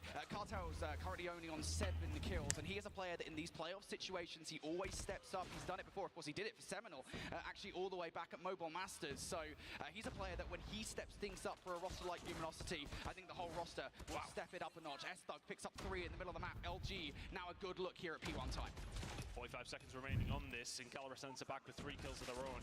Comes cruise missile that was available as well. That will be dropped in. Cartels will be dealt with, and all of a sudden P1 belongs to Gallerus. 35 seconds to go. He will find a couple of kills here. Thinking about the rotation over towards P2. Kings ain't thinking about that. War Machine is in. Finds one with it. Pabzera finds 4 of his own, but answering back a Luminosity into the hill. 20 seconds to go. Rotation's going to be important. Gallerus are on the right side of the map, but Luminosity Gaming have the numbers. Yeah, I don't want to see Gallerus go heavy into this one. I know those spawns are quite sticky, so you can kind of afford to Okay, do you're so, taking inside the hard point. Luminosity Gaming should win this one. They're down by 30 points. They need that points. But they have chosen to do so. P1 is the choice for Luminosity. They are hungry for that back 10 seconds, and they will get it. So now just 22 points, the difference between these 2 teams. Gallerus now going to bring out the operators to hold on towards this next hill. Holding quite early here, especially from Lukashin, but Henrika will get the job done here with this Sparrow. Luminosity find themselves behind here. Gallerus in control of the point. Luminosity, the communication has to be on point. Let's go for a listening. Well, LG. I'm about to use my equals now. Seeker is weak. One remain. Spinali. Seeker, War Machine. Main push through. He's going close up gas. Yeah, dead. I smoked cross. I'm nading. I need choke his main. Mark it. Market box. Go gas. In gas. One market box. One gas on. Market boxes. They're already rotating also, guys. Yeah. Alright, go new. I'm gonna smoke you up. Just. One shot. No. We go new. It's all good. Block in, we got Yo, this. there's a guy new already. There's a guy new. This guy? And new? He's somewhere new. He rotated early. Courtyard to top blue. Deli. Ali now. Lucas to the right. Lucas. Yo, bottom blue. Bottom blue. One more. Chaotic, dude. Gallerus continue their reign of terror over towards P2, but Luminosity, they were slow on the rotation last time around. They need to be good again, but Raph needs to find a way through for the rest of his team to get themselves there. Pabzera will find 2, making it 4 in total in this life. Gallerus trying to find a breakthrough. Purified Cartels. Oh, not enough value out of that whatsoever. Only 1 kill to his name. Those spawns for LG is going to keep themselves in the conversation for this hard point. Jez now, investment of the claw. You're just going to have to pre-fire this thing down range, make sure all these players get taken down, and it works out. A couple of kills here for Jez. LG, now a moment to breathe. Gallerus now going to have to individually hit this one. Jez is getting all of these gunfights, but Pabzera able to climb through the window for free. Finds a double. Foke, can he get another kill? No, as Kings will double up by himself. LG fighting tooth and nail for this time. Gallerus getting a scrappy over towards that hill. Mihawk still trying to have a little bit of luck here. But Luminosity will be the beneficiary of P3. Pick up a decent chunk of time, but Gallerus limited them to a little less than they would have liked. 5 seconds remaining on that hill. LG will get a hold of every single one of those. Now the setup for Gallerus. Dig themselves deep. The trenches are very much dug. Now for LG, which is the way that you've got to try and find a way through. Mihawk can shut down 1 on the backside. Pabzera is here, ready and waiting, but S-Thug has actually managed to slip the net here. He's going to be able to push on through, not quite. Eventually does get taken down. But all of this pressure coming through from this backside, is it unrelenting enough to get themselves inside the hill? Yeah, actually, Estok did stay alive for long enough to wait for them to spawn, so LG now close spawns, but Gallerus gonna bring their operators out. It's Henry Cat for a couple of kills now, and Kings on the other side needs to get something with this War Machine for an early break. You can't afford to give Gallerus this time. Henry Cat's on the hunt, Raph will take him down. Ultimately, Gallerus are still through, and they've still got 3 operators ready to go, and on the other side, LG have absolutely nothing. LG's opportunity may well have just passed by. They find the kills, Gallerus, that they need to. They just about hold on. Gallerus now in the ascendancy, 15 seconds to go on this hill. They are only around 20 seconds away. Investing here from Voki. If you're going to find the equalizers, you don't find much from it. Cartels has got to come through and got to find the kills, and he finds 3. It doesn't get them a whole lot, but at the same time, it keeps Gallerus that little bit further away than they were likely going to be heading into this 3rd rotation. Gallerus finding themselves around 15 seconds away. Luminosity far, far behind right now. Yeah, that was a bit of an intriguing Luminosity is far behind. They had 3 operators. I didn't say they had to use them because they couldn't win regardless on that hard point. And now going into the next set here, granted you're kind of making your operator cycle go forward a little bit faster, but still now you've only got 1. So you have to fight for this last 16 seconds inside the time. Luminosity trying to get it done. 3 kills now coming through, and that 1 operator that can. Pabzera, the War Machine, trying to provide some Overwatch. Pabzera's been leading the lobby for the majority of this game. 36 kills. There's another one to make it 37, 38 incoming. Pabzera just ain't missing with anything right now. Gallerus in control of the point. Luminosity offered up a fight, and they still are. Continue to be in this game. Gallerus still 3 points over. Cartels and Koa just about holding on by the hair on their chinny chin. But here comes the rest of Gallerus. Are they going to be able to break it on through? Hardpoint was the problem yesterday. They still haven't secured it. Yeah, just 1 more second is all Gallerus need. That double nade doesn't secure it. Luminosity don't really have a path through this hardpoint in towards Nuke. They'll get that 8-second grace period, but it has to be a fast and furious hit for the rotation. I don't know if they can get it done. Plan for Luminosity has to be utter perfection over this next 5 seconds. Spocky inside the point, but that will do it just right there. Lukashin lines them all up to kill the game off. Hardpoint doubts be damned. The 250 hits the side of Gallerus, and they are 1-0 up in this series. Disastrous start for Luminosity. And we said it. We said, what does Gallerus need to change their hardpoint woes coming into today, coming into the most important match of the tournament thus far? It was those slow starts, and trust me, Gallerus did not have a slow start there. And I'll tell you what, to be fair, despite that brilliant start from Gallerus, what was it, a 60-point advantage or something ridiculous like that off the start, despite that, Luminosity were constantly snapping at their heels throughout the game. They just could never quite catch up. Gallerus playing incredibly well, and again, I think we're going to see it in the stat lines, but the key difference maker again, they're playing so well, dude. Gallerus weren't really in the conversation until later that on was in a the game. very Throughout the entirety of close the game, league. everybody stepped up to Very play Gallerus. Listening as well. Luminosity needs to come in, bro. Kills it really did feel like that kill feed was dominant by Gallerus throughout the majority of that game, and really helped them on their way. And Luminosity, I want to say that they had like spurts, didn't they? They seemed to just have a few moments here and there where they find 5 kills, they'd get a hold of the hill, and they'd get some good time from it, but they were few and far between. Gallerus just finding everything They need to come back, Luminosity, bro. Majority of that one, try to sort of kitchen sink at it towards the end for Luminosity, but the game had been done for a little while. And that's what it means to Gallerus. Their hardpoint has been a huge struggle for them so far at this tournament.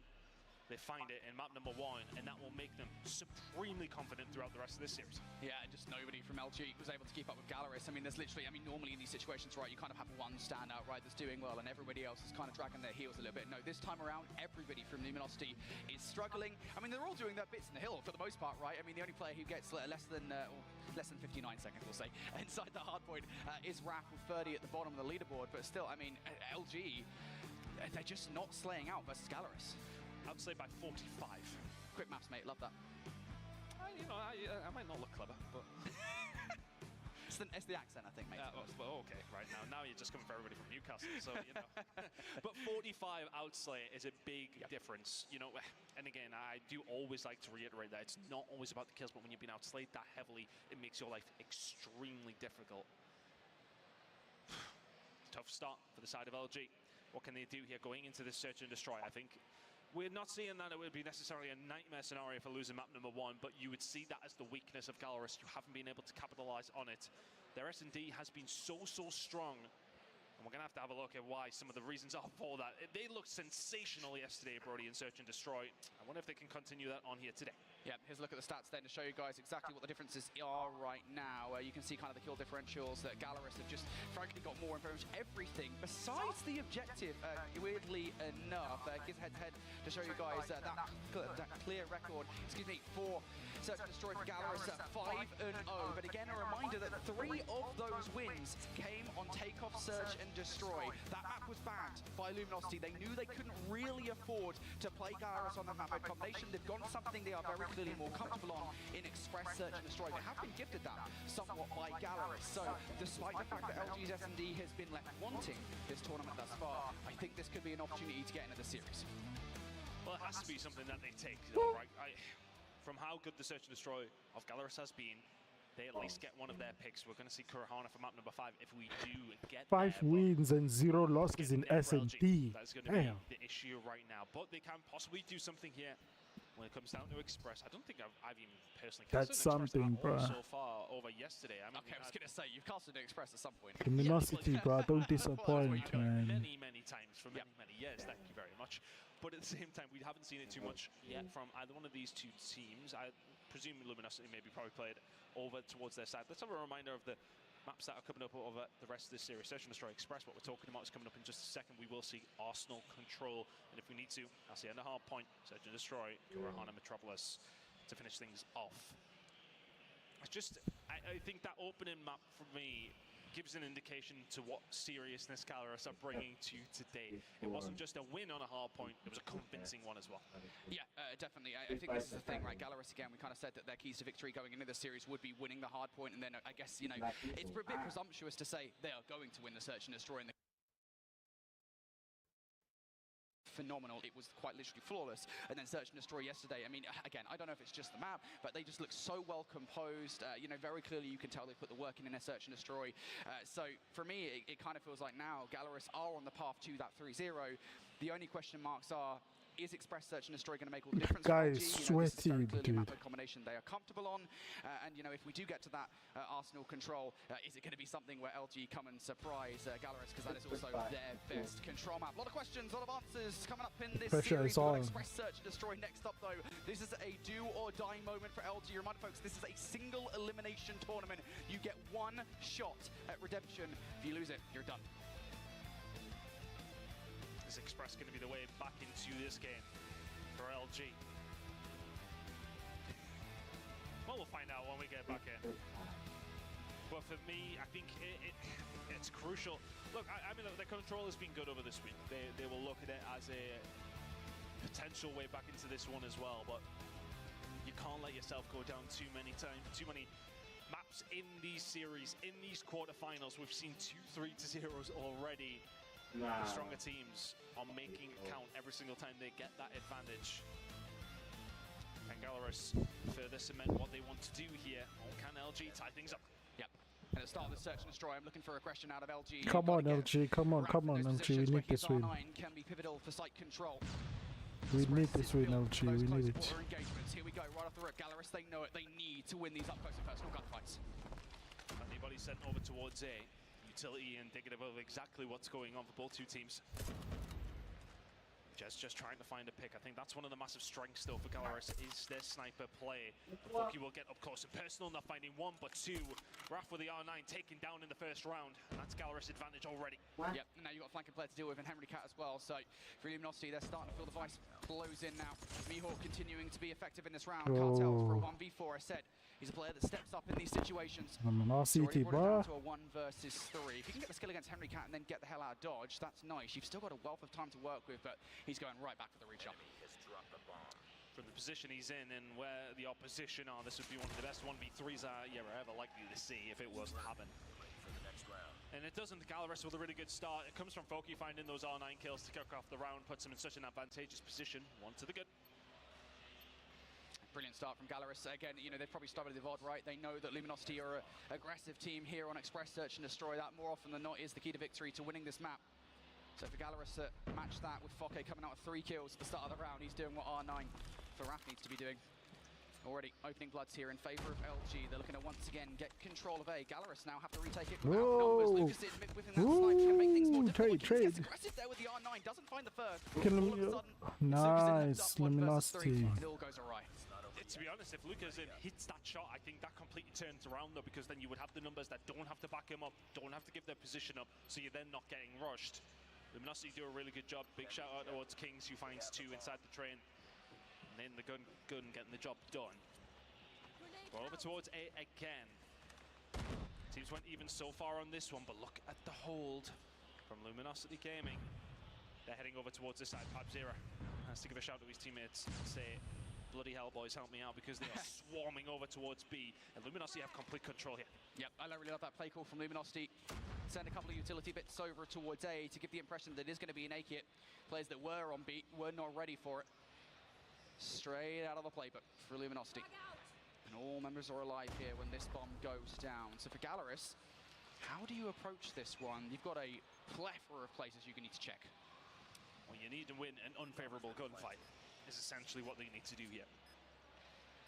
Luminosity are going to be posted up. Now, bomb is, of course, down. 40 seconds or so remaining on this one. This is a gunfight you could do with winning if you're Foki. And you absolutely should have won if you're Cartels. Now is this the second one on the chopping block? Not quite. Kings will find that one. Pabzera will find one on the Jezdo. So it is ultimately a 4 versus 3 in favor of Gallerus. That one's going to be turned around now. 3 versus 3. Chaos on the site. There's Lucashin will find one of the Kings. Making it now a 3 versus 2 in favor of Gallerus. Traded again. Mihawk finds another. So Estug's left all on his own in a 1v2. It's a brilliant retake from Gallerus. And it is Mihawk in the middle of the map that makes the difference there. That flank, I think Luminosity had all their angles covered, but that one. And when Mihawk comes through for the disruption, picking up 3 kills there, it is Gallerus who are able to make the retake, and that's disheartening for Luminosity. They brought it out of the playbook. It is a play that worked out initially, but Gallerus' retake is just better, just hits Diffy. This time around, Luminosity wasting no time. It is a straight barrel towards B. Gallerus going through the middle of the map. There to answer the question if they wish to push through Ticket, but they haven't quite executed yet. Right, find themselves in a good position here though. He can start to advance forward, start to cut off some lanes that Gallerus potentially could use. They ain't, and the bomb is yet to be put down. Mazera trying to put some pressure on, and then his Hen. Let's try and push through here with the Odin. They get Thug off the bomb. Difficult position now for Luminosity. Gallerus know exactly where they are, they know where the bomb is, and they have the advantage in numbers. Yeah, Luminosity, I mean, they've got the bomb, yeah. But they do not have an opportunity to get this bomb down. Trying to hit the audio cue to draw the player inside Ticket out. Henry Cam, he gets drawn out, but he gets away with the kill there. King's dead to rights. Surely not another one. Jez has given a lot of himself away to Henry Cat there, barely gets away. And Hen is still in this position. Now, Foke trading things out. Raph finds one, as does Cartels. Mihawk able to trade out once again, and they know where Jez is for this 1v3. He is done and dusted. Mihawk once again, the one to put the final nail on the round. Setting up the flank when you've got those number of advantages, you know some of the potential routes on the flank are not going to be covered. He just wraps all the way around from behind, can kick into game whenever he wants. He's not the one that initiates it. His teammates starting to put some shots down. He walks through. It's 2 free kills to kill the round off. Team's heading over towards the A side now. This was working for Luminosity. They went to change it up. Hasn't worked since. Foki will be the first one to find a kill. Raph shut down as he tries to push through. It's a big grenade. It's a set grenade. And Foki's just going to get aggressive as well. He's going to be able to find anything. No, he isn't, because Mihawk is there to do it for him. And Foki is then following up. Here comes the cavalry. And with an R9 in hand, a dangerous prospect. Kings does answer back. 4 versus 3. Make it a 4 versus 2. This is very aggressive from Gallerus. They're getting deep into it. Jez knows it as well. He just held that angle. And got something off the over-aggression. Cartels really would have wanted that fight. You know where Jez is, so just trying to hit this one at the same time. Yep, there it is. 2 versus 1 works out perfectly. And now Cartels left alive. 1 versus 3. Might have just seen Mihawk. What? No! Mihawk gets first shots in, but Cartels will turn on him. Keeps this 1 versus 3 alive. The snap from Cartels, giving Luminosity a little bit of hope here. They've got a good eye on where he is. Pabzera has been frying in this game, put up some serious numbers at map number 1, and that's as crispy as you could possibly want. Big shot from him, kills the round off. Gallerus still in prime position here now, Brody. It's just Gallerus outplaying Luminosity in so many of these different positions, right? That play call from them was perfect. Now the double blind has rushed straight towards B. Who's going to win out? The R9 of Fokke has been a problem, as has the Fennec of Mihawk, and it continues to be so. The snipes of Lucastin and Pabzera also in the mix. And Cartel's left alive once again. Sorry, Tom, mate, you didn't even get a chance to get into that round. That was so fast. And these are the counter rounds that you just want to avoid if you're Luminosity. When those first couple of rounds, we had some close ones over towards A, where they were taking their time. Utility was going through. They were trying to put the pressure on that side. As soon as we went over towards B, I don't think Luminosity have had a sniff. Gallerus onto the attacking side. They can now dictate where they really want to go, and they're going to continue going over towards B because, hell, why not? It's been working out so well. It's happened again. Luminosity are just getting slain left, right, and center. 6-1 to the good now. This Gallerus Search and Destroy is looking scary. I just don't understand how Luminosity didn't see them run past. They run straight behind them. LG had no idea whatsoever. I mean, maybe Gallerus just got there first. I'm not really sure, but either way, LG taken by surprise from behind. Now Gallerus on map point. Once again, double blind straight towards B. Just finds first blood. Fokke will find one back, but usually the result of anything over towards B is only one thing and one thing only, and that's a Gallerus round win. One more player remaining. Gallerus have just made absolute mincemeat of Luminosity here on Express. Yeah, hold your best S&D and take the L. 2 to the good. Gallerus running away with this one. That's an LG map. That is an LG map. You get that, you get gifted that by the Vetoes. You take that. And yet the same kind of play style that we know LG are capable of from SBS Season 5, they just were never able to enact it. What gives them success on that map mode combination back during the challenge season? It's Raph getting in positions where he can be a nuisance with the R9. It's Jez being frustrating with a sniper at long range. You just could never activate any of that because Gallerus were constantly up in your face. They were winning the R9 battles with Fokke, and I gotta give some love to Mihawk, man, because he was constantly running routes around Luminosity. He was running rings around Luminosity, to be honest with you. They had no idea where he was 90% of the time. It felt like when things were a little slower, it was working out quite well for LG. It was a decent start from them. You know, they were unfortunate not to be 2-0 up. But after that, they were like, okay, let's try B out. Let's throw some different things at Gallerus. Gallerus like, oh, you want to go into 5v5 gunfights towards one side? Yeah, bet. No problem. 12 and 6 from Fokke. And a 7-1 lead. And the Search and Destroy is enough to take the map away. A 2-0 lead in the series. I'm sure I did say 3-0, I think. You want to say 3-0 now. You know, and it goes back to those storylines, right? I mean, so much of the conversation around Gallerus is always Lucastin, right? And you know, I think we're partially guilty of that, right? Mobile Masters, that's hard not to be. It's hard not to be because he is just that good of a player, and there's always that conversation of point, like, is he the best player in the world? I think certainly we were having those conversations around Mobile Masters, but you really do have to give some love to the rest of the Gallerus side because all of them are capable of keeping up with him. I think in this series in particular, they've actually outpaced him. Lucastin, I think, has taken a step back somewhat while the rest of the team are the ones slaying out, and that's not the worst thing in the world because it doesn't matter who's slaying out as long as they're winning. I think that's one thing we have talked about, though, with the side of Gallerus. When it has come down to their general gameplay, it has sometimes felt like as if Lucastin's not having a good game, then they sometimes can struggle up against some of the better teams. He hasn't had to have a good game. The rest of the team are absolutely frying. Pabzera in map number 1 was utterly dominant. Every single time we've seen him on our screens or seen the kill feed, it was him lighting LG up, but now LG have to do almost the impossible here against Gallerus. It would have to be a reverse sweep if they want to come back into this series and stay alive here at Call of Duty Mobile World Champs. Yep, and again, a positive going in this one. This is probably the best map you could have asked for in Control if you are LG. This is their strongest Control map by far. I mean, as a matter of fact, they got 4 wins during the Snapdragon Pro Series Season 5 in North America on Control, and all 4 of them came from Arsenal. So you basically won the jackpot as far as the Vetoes were concerned for Control.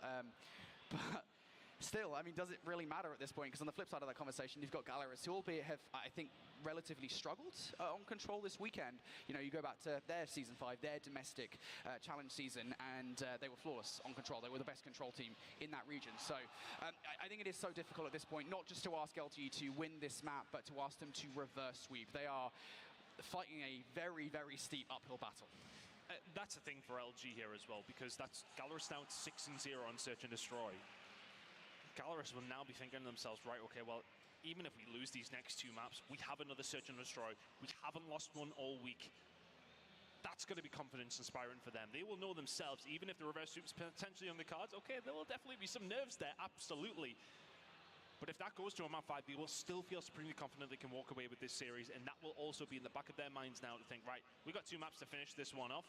We might not need them because we have that map number 5 in the Search and Destroy in the back pocket securely at this stage because it's been absolutely superb. But Arsenal Control going to be coming up next. I think, you know, for LG to have that flawless record on this map is going to give them confidence heading into this. Gallerus are a different beast, man. But like the thing is, right, I mean, you'd probably be thinking the same thing going in the Search and Destroy. You'd probably be like, well, hey, Express Search and Destroy is our map, right? So we're going to do well. And that just happened. I don't know if you saw it, but that was a pretty good Search and Destroy for Gallerus. So, you know, again, it's kind of like maybe expectations are out the window. There's always the asterisk as well with these kind of conversation points. I mean, really, the stats from the domestic regions are just, these are the preferential maps for these teams. These are the maps where these guys have had success. But how much does that really matter when you come into an international event like this? Like, really, you're looking at performances like those at Mobile Masters, like those at CDSI to see, all right, you can be good at these maps domestically, but when you go up against the best teams in other regions, does that same kind of thing pan out? And, you know, I'm getting the vibe at the moment that given the fact that, you know, LG just lost that Express Search and Destroy, I mean, maybe it's not working against international teams. For everybody at home, just to remind you of how these teams actually managed to get away through. Gallerus had to go to their very final game to get there. It took them 5 before they were able to get it done. It was a 3-2 out of Swiss. So they're coming in as the lowest seed here. Luminosity got through within 4. It took the 5 for Gallerus to get into bracket play. With a big single elimination. Tough to take for either one of these two teams if you do go in with the L, which right now is looking like LG's option in this series, because Gallerus are giving them none other. How's this one going to go, though? Is it potentially Arsenal Control to bring it back into this game if you are LG, or do Gallerus continue the theme of 3-0s today? It's been one-sided in nearly every single affair. It has been the case here in this series in particular as well, but can Luminosity potentially turn it around here on Arsenal Control? I would love a competitive series. I would love to even get a sniff of a Game 5, but we're very far away from it right now. Gallerus, do they come out all guns blazing like they have the last couple of maps already? It looks like that might be the case. First couple of kills going their way. Luminosity trying to fight a war on 2 fronts, but you're not going to get a war won when you're facing Lucas in on the other side of the battlefield. Oh, and you worried for him when that sniper play did come through. They get up close and personal. It does not matter what this man is using, and this is just not the start you would have wanted if you're Luminosity. 5-0 finding one down the outside. It's only Estok who can really answer back to what has been a flurry of kills for Gallerus to kick things off. And with it, plenty of map control. LG will have to slow things up considerably here. Raf trying to play sneaky for a route, perhaps towards B. Maybe towards A. You've got to make a decision, I think, pretty fast here. Focky getting the read, doesn't matter. Raf's going to gun him, so that's a good start. The problem is, though, you might well have that 1 kill. The rest of your teammates haven't actually found kills anywhere else. Maybe not. Maybe Raf is just good enough to pick up all these gunfights, create some space for the rest of LG, because nobody is now contesting him in the middle of the map. Yeah, they had to rotate around for the pressure that was coming in. There is actually a spawn kill potentially on the go as well here. Raf doing actually crazy things here with the KRM. And he is really one of the big reasons as to why they've actually managed to find themselves this far up the map. 29 seconds on the clock. That has now been stopped with the pressure that they've been able to go on over towards A. Keep an eye on Pabzera. He might be the one to make the move here. If the rest of his team can get something going through the double doors, Cartels will find one onto him, though, and shut that down. So that should be a gun. You're locked in by Luminosity. Now B, they have a whole minute and a half to try and get things going. But Gallerus have been setting up here for some time, but they've been dealt with. Jez finds not 1, 2, but 3. And that opens the door well and truly wide open for the side of LG. He is gone. LG now on the way. Nobody from Gallerus to deal with here, but those ones coming off the spawn. Henricat trying to be on the point though. Raf now looking to be a nuisance with the KRM. Going to immediately bring out this Predator missile to deal with that pesky player that is on the point. Luminosity, first tick about to potentially be through here. Gallerus, got to find your way through. Yeah, Gallerus has just been really broken open by the side of Raf. The shotgun come out and all of a sudden they came to play. Henricat can find 2 though. Here comes the pressure from the side of Gallerus, who just wiped them off the face of the planet. 9-9 on lives, but the thing is now for LG, they haven't necessarily been pushed back here. What a huge name from Cartel straight off the spawn. We'll give Luminosity the initiation here if they can try and find a way through. Yeah, we've been taken here by Raf though. Again, he's trying to do the exact same thing, create some space for the rest of his team while the rest of Luminosity make their way to the front of the point. Cartel Cartels also invest in the War Machine. He's found one, but you don't quite account for Meekhawk with 3. Cartel's still alive, though. Cartel's trying to get something going here. Gallerus only have 4 lives remaining, but they just need to hold on tight. One player on the flank is going to not be dealt with. That's going to be Raph to find Hand. 3 versus 5. Foki now going to be taken down as well. Lukashin can find one, but Pabzera has also brought out the War Machine. He needs to find some value with it. Luminosity backing up because they have the time to. Pabzera can find another. Surely doesn't find that gunfight. He does not. 1 versus 3 for Lukashin is what is needed, but just so difficult for him to do in this position with the sniper. That should be the round to LG and is. Through thick or thin, they get the job done. That was a scary one for a second, but they get the job well and truly done. Very well played. Yeah, and it's the exact same strategy twice there for Luminosity consecutively, right? They get Raph through the middle of the map, they get in a position where he is cutting off LG, forcing them to all go up the steps. They can't get through Raph, not when he's got the KRM at that short range. Not even Foki can beat him in those gunfights. So, for Gallerus, just getting outplayed by that. LG with the strats, win them that round number 1. Now can they follow it up with a solid defense in round number 2. The one operator that they've got ready to go here, S-Thug, gonna bring it out to play. Not finding any value just yet because Gallerus made their way towards B. Gallerus have freely walked down the B street. S-Thug well placed to Pabzera, and now all of a sudden LG can start to think about trying to get a little bit more control over towards this side because Gallerus just walked straight up. They will find those kills, they will push out those lanes. Keep an eye on Meekhawk, they know where he is though. He's taking some damage, so they've got a decent idea, but he's got a claw in his hands. Now he's on the spawn spree here. This is going to be dangerous, but they deal with him almost immediately.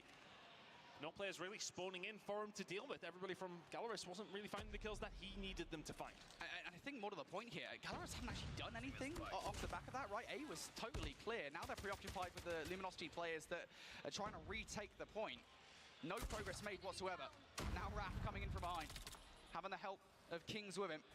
Also Jez on the other side. Jez at the very least will be dealt with, but now the spawn trap coming through from LG. Gallerus, I think at this point, the 4 players that are alive, you've just got to kind of stick to this point. Oh, they've lost a couple of kills as well, and that's going to create a little bit of chaos. Are they going to have enough help to actually get out of this spawn trap? No, they are not. S-Thug finds 2. He's going to be left on his own to try and keep things going. Lives-wise, we are leaning towards Luminosity ever so slightly. They'll deal with the players who were there on that spawn trap, who are now starting to find the way around again.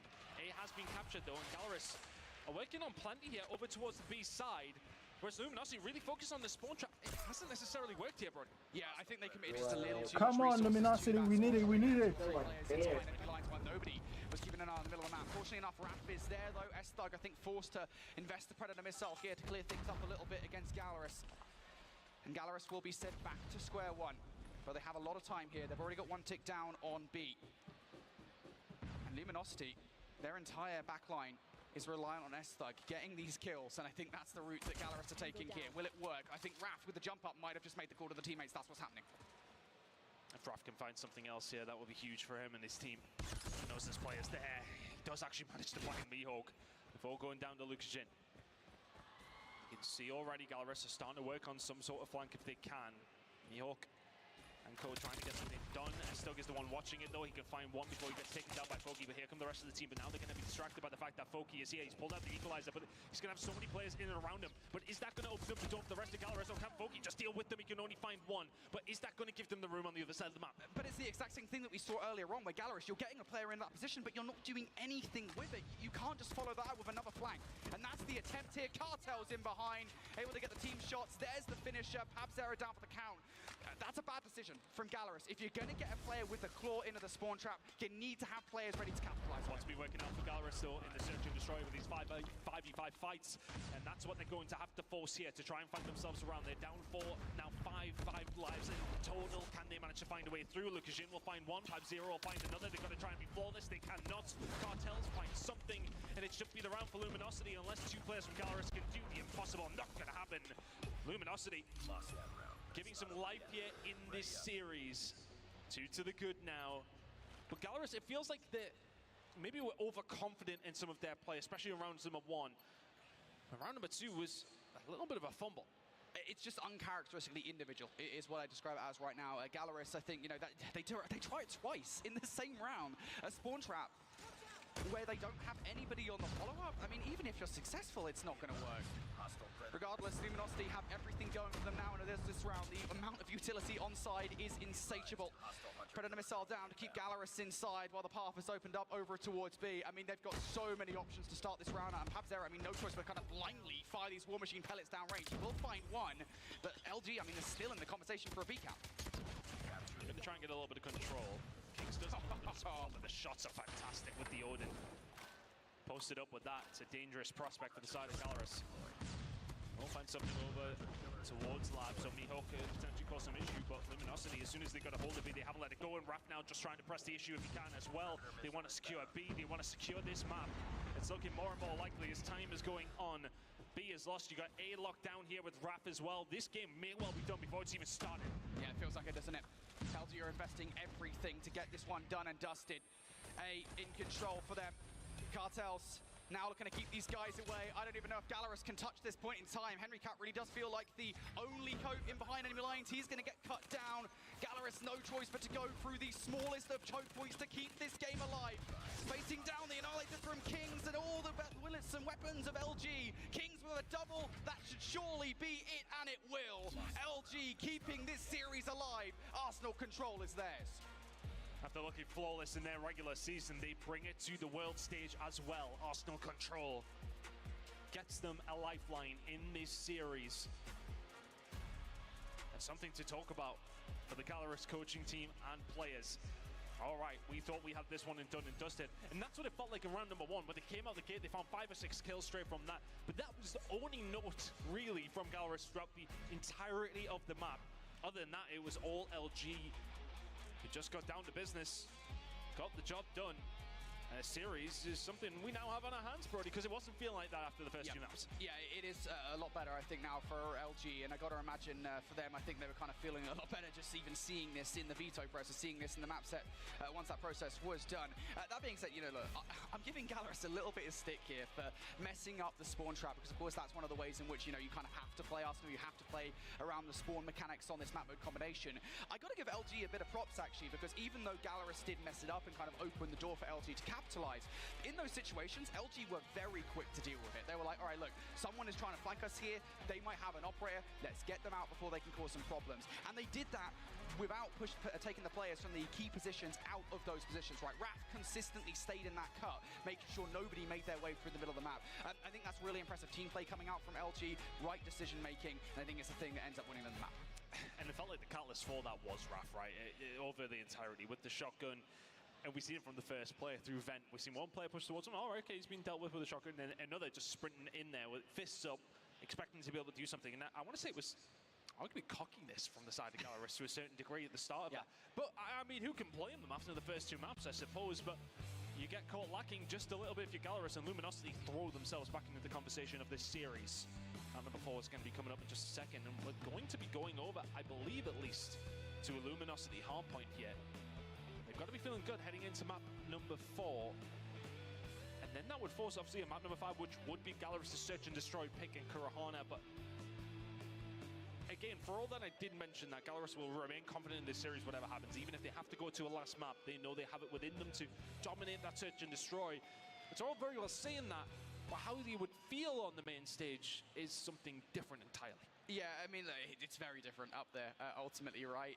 But still, I mean, for these guys, they've got to be feeling so happy on the main stage, right? I mean, LG, they're finally in the series now. They've got some momentum in their favor. They didn't just win that map, but they did so convincingly. And I think they can kind of now be feeling a lot more relaxed. As you said, you now going into a map which is yours. Hacienda Hardpoint is a strong map for Luminosity. It is their best hardpoint map from Season 5 of the Snapdragon Pro series. So we are potentially looking at, obviously, you know, given the fact that Luminosity have just won their control in Arsenal, a situation where we might go to a Game 5. Our first Game 5 of the day here in the quarterfinals. It would be awesome to see, but for LG, again, this is a totally different beast here in Gallerus. Well, let's see if Gallerus can repurpose themselves after what was a dominant win for LG in map number 3. We have a quick break coming up before map number 4. We'll see on the other side. All right, Beef Mommy here with Luminosity Gaming, North America's #1 team going into the World Championship. Again, how are you guys feeling going into Atlanta? Let's start with you, Cartels. I'm excited to play you know, especially Elevate and X-Rock that made it here. You already name dropped a lot of teams then. I didn't get to play them yet like that, so you know, I'm excited to play those teams. That's cool. How about you, Kings? I'm neutral. No, just going in it confident. Simple. Jez? Yeah, more excited than last year because I didn't play at all. Oh, yeah. You getting ready for your redemption arc for this year? Yeah, you can say something like that. Yeah. Stop laughing. I'm feeling great. You know, we're really excited. We've been grinding. We're the #1 team in NA for a reason. So we're going in guns blazing. We're going to go. It's going to be great. It's going to be great. S-Thug. I'm pretty excited to play all the teams overall. And it gives it like another opportunity to show yourself. Of course. What do you think sets LG apart from the other NA teams? You got me thinking now. Oh, yeah? I got it. Oh, okay. Simple. You got it. It's simple as this. You know, stage 4 MVP from last year.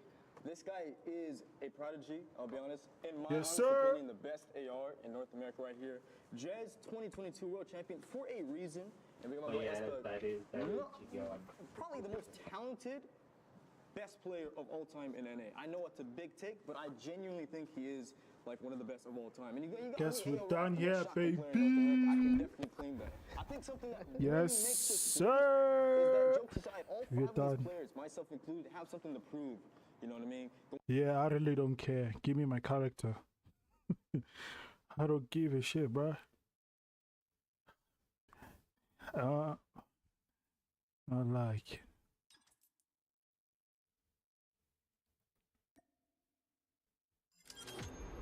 Oh, I have to download the skin. Same weight.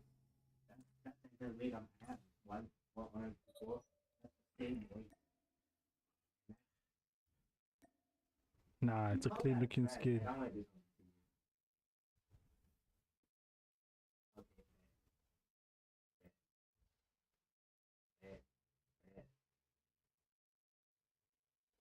Exactly. That is what I will do. Yeah.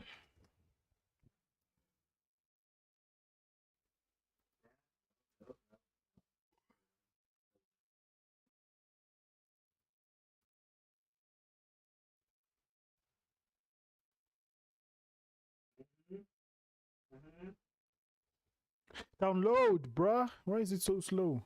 Damn. Uh-huh. Yeah. Uh-huh. Got the character skin, finally. Where can I put it? Here. Sorry, you gotta go. You got to go. Uh-huh. I like it. Uh-huh. Smaller hitbox, you knows it.